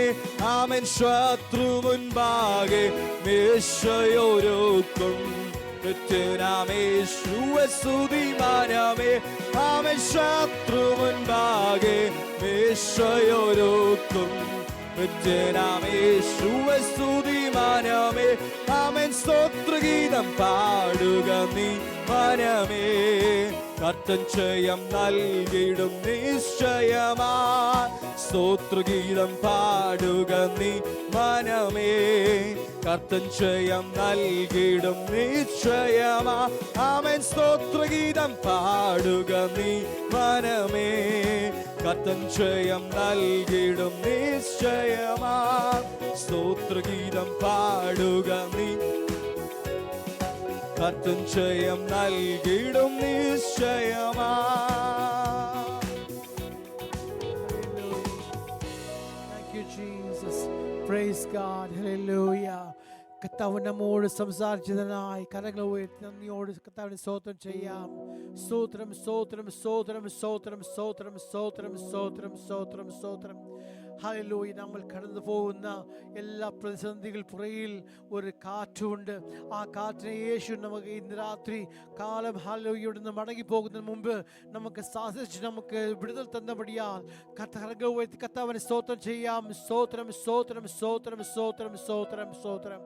ഹല്ലേലൂയ. Praise God. ദൈവദാസനെയും അവരുടെ കുടുംബത്തെയും അവരുടെ ശുശ്രൂഷയും ദൈവം അനുഗ്രഹിക്കണമേ. അതിനായി കർത്താവിനെ സ്തോത്രം ചെയ്യാം. സ്തോത്രം സ്തോത്രം സ്തോത്രം സ്തോത്രം സ്തോത്രം സ്തോത്രം സ്തോത്രം. പ്രാർത്ഥിക്കാം. ഹല്ലേലൂയ. Thank you Jesus. സ്വർഗ്ഗീയ പിതാവേ, യേശുവിൻ നാമത്തിൽ വീണ്ടും ഞങ്ങളുടെ സ്ഥിതിയിലേക്ക് വരുന്നു. നൽകിയ നല്ല സമയത്തിനായി സ്തുതിക്കുന്നു, സ്തോത്രം ചെയ്യുന്നു. ഹല്ലേലൂയ. Praise God. കേട്ട വചനങ്ങളെല്ലാം നല്ല വീണ അമേൻ മേണികളായി ഹല്ലേലൂയ 100 മേനി പറഞ്ഞു കൊടുക്കുവാൻ തക്കവണ്ണം സഹായിക്കണമെന്ന് പ്രാർത്ഥിക്കുന്നു. ദേവദാസനെ അനുഗ്രഹിച്ച് പ്രാർത്ഥിക്കുന്നു. ഹല്ലേലൂയ. ഞങ്ങൾ മധ്യ കൊണ്ടുവന്ന് ഈ 3 ദിവസങ്ങളിൽ ഹല്ലേലൂയ കേട്ട വചനങ്ങൾക്കായി സ്തുതിക്കുന്നു, സ്തോത്രം ചെയ്യുന്നു. എല്ലാ വെളിപ്പാടുകൾക്കായി നന്ദിയോട് അങ്ങേ സ്തുതിക്കുന്നു, സ്തോത്രം ചെയ്യുന്നു. ഹല്ലേലൂയ. വ്യത്യസ്തമായ ഹല്ലേലൂയ ദൈവം ഞങ്ങളോട് ഇടപെട്ടതിനായി നന്ദിയോട് അങ്ങേ സ്തുതിക്കുന്നു, സ്തോത്രം ചെയ്യുന്നു. ഇവിടുന്ന് മടങ്ങി പോകുമ്പോൾ അങ്ങയുടെ പ്രിയാത്ത സാന്നിധ്യം കൂടെ ഇരിക്കണമേ. ഈ ആഴ്ച മുഴുവനും കർത്താവേ, ഞങ്ങളുടെ ജോലി സ്ഥലങ്ങളിലും ഞങ്ങളുടെ സാമ്പത്തിക ഇടപാടുകളിലും ഞങ്ങളുടെ ഗമനത്തിലും ആഗമനത്തിലും ഞങ്ങളുടെ പിള്ളേരുടെ പഠനത്തിലും ഹല്ലേലൂയ എല്ലാവറ്റിലെയും ഹല്ലേലൂയ ദൈവത്തിൻ്റെ ദിവ്യകരം ദയവുള്ള കരം കൂടെ ഇരിക്കണമെന്ന് പ്രാർത്ഥിക്കുന്നു. ഞങ്ങളുടെ ആത്മാവ് ഞങ്ങളുടെ ദേഹിയും ദേഹത്തെയും തിരുക്കരങ്ങളിൽ ഏൽപ്പിച്ച് പ്രാർത്ഥിക്കുന്നു. സകല മഹത്വം അർപ്പിക്കുന്നു യേശു ക്രിസ്തുവിൻ നാമത്തിൽ തന്നെ. ആമേൻ. Praise God. നമ്മുടെ കർത്താവായ യേശു ക്രിസ്തുവിൻ്റെ കൃപയും പിതാവാം ദൈവത്തിൻ്റെ സ്നേഹവും പരിശുദ്ധാത്മാവിൻ്റെ കൂട്ടായ്മയും നമ്മെല്ലാവരും സകല വിശുദ്ധന്മാരോടും കർത്താവുടെ യേശു ക്രിസ്തുവിൻ്റെ രഹസ്യവര ഉണ്ടായിരിക്കുമാറാകട്ടെ. അർക്കപ്പെട്ട കുഞ്ഞാണ് മഹത്വം കൊടുക്കാം. ഹല്ലേ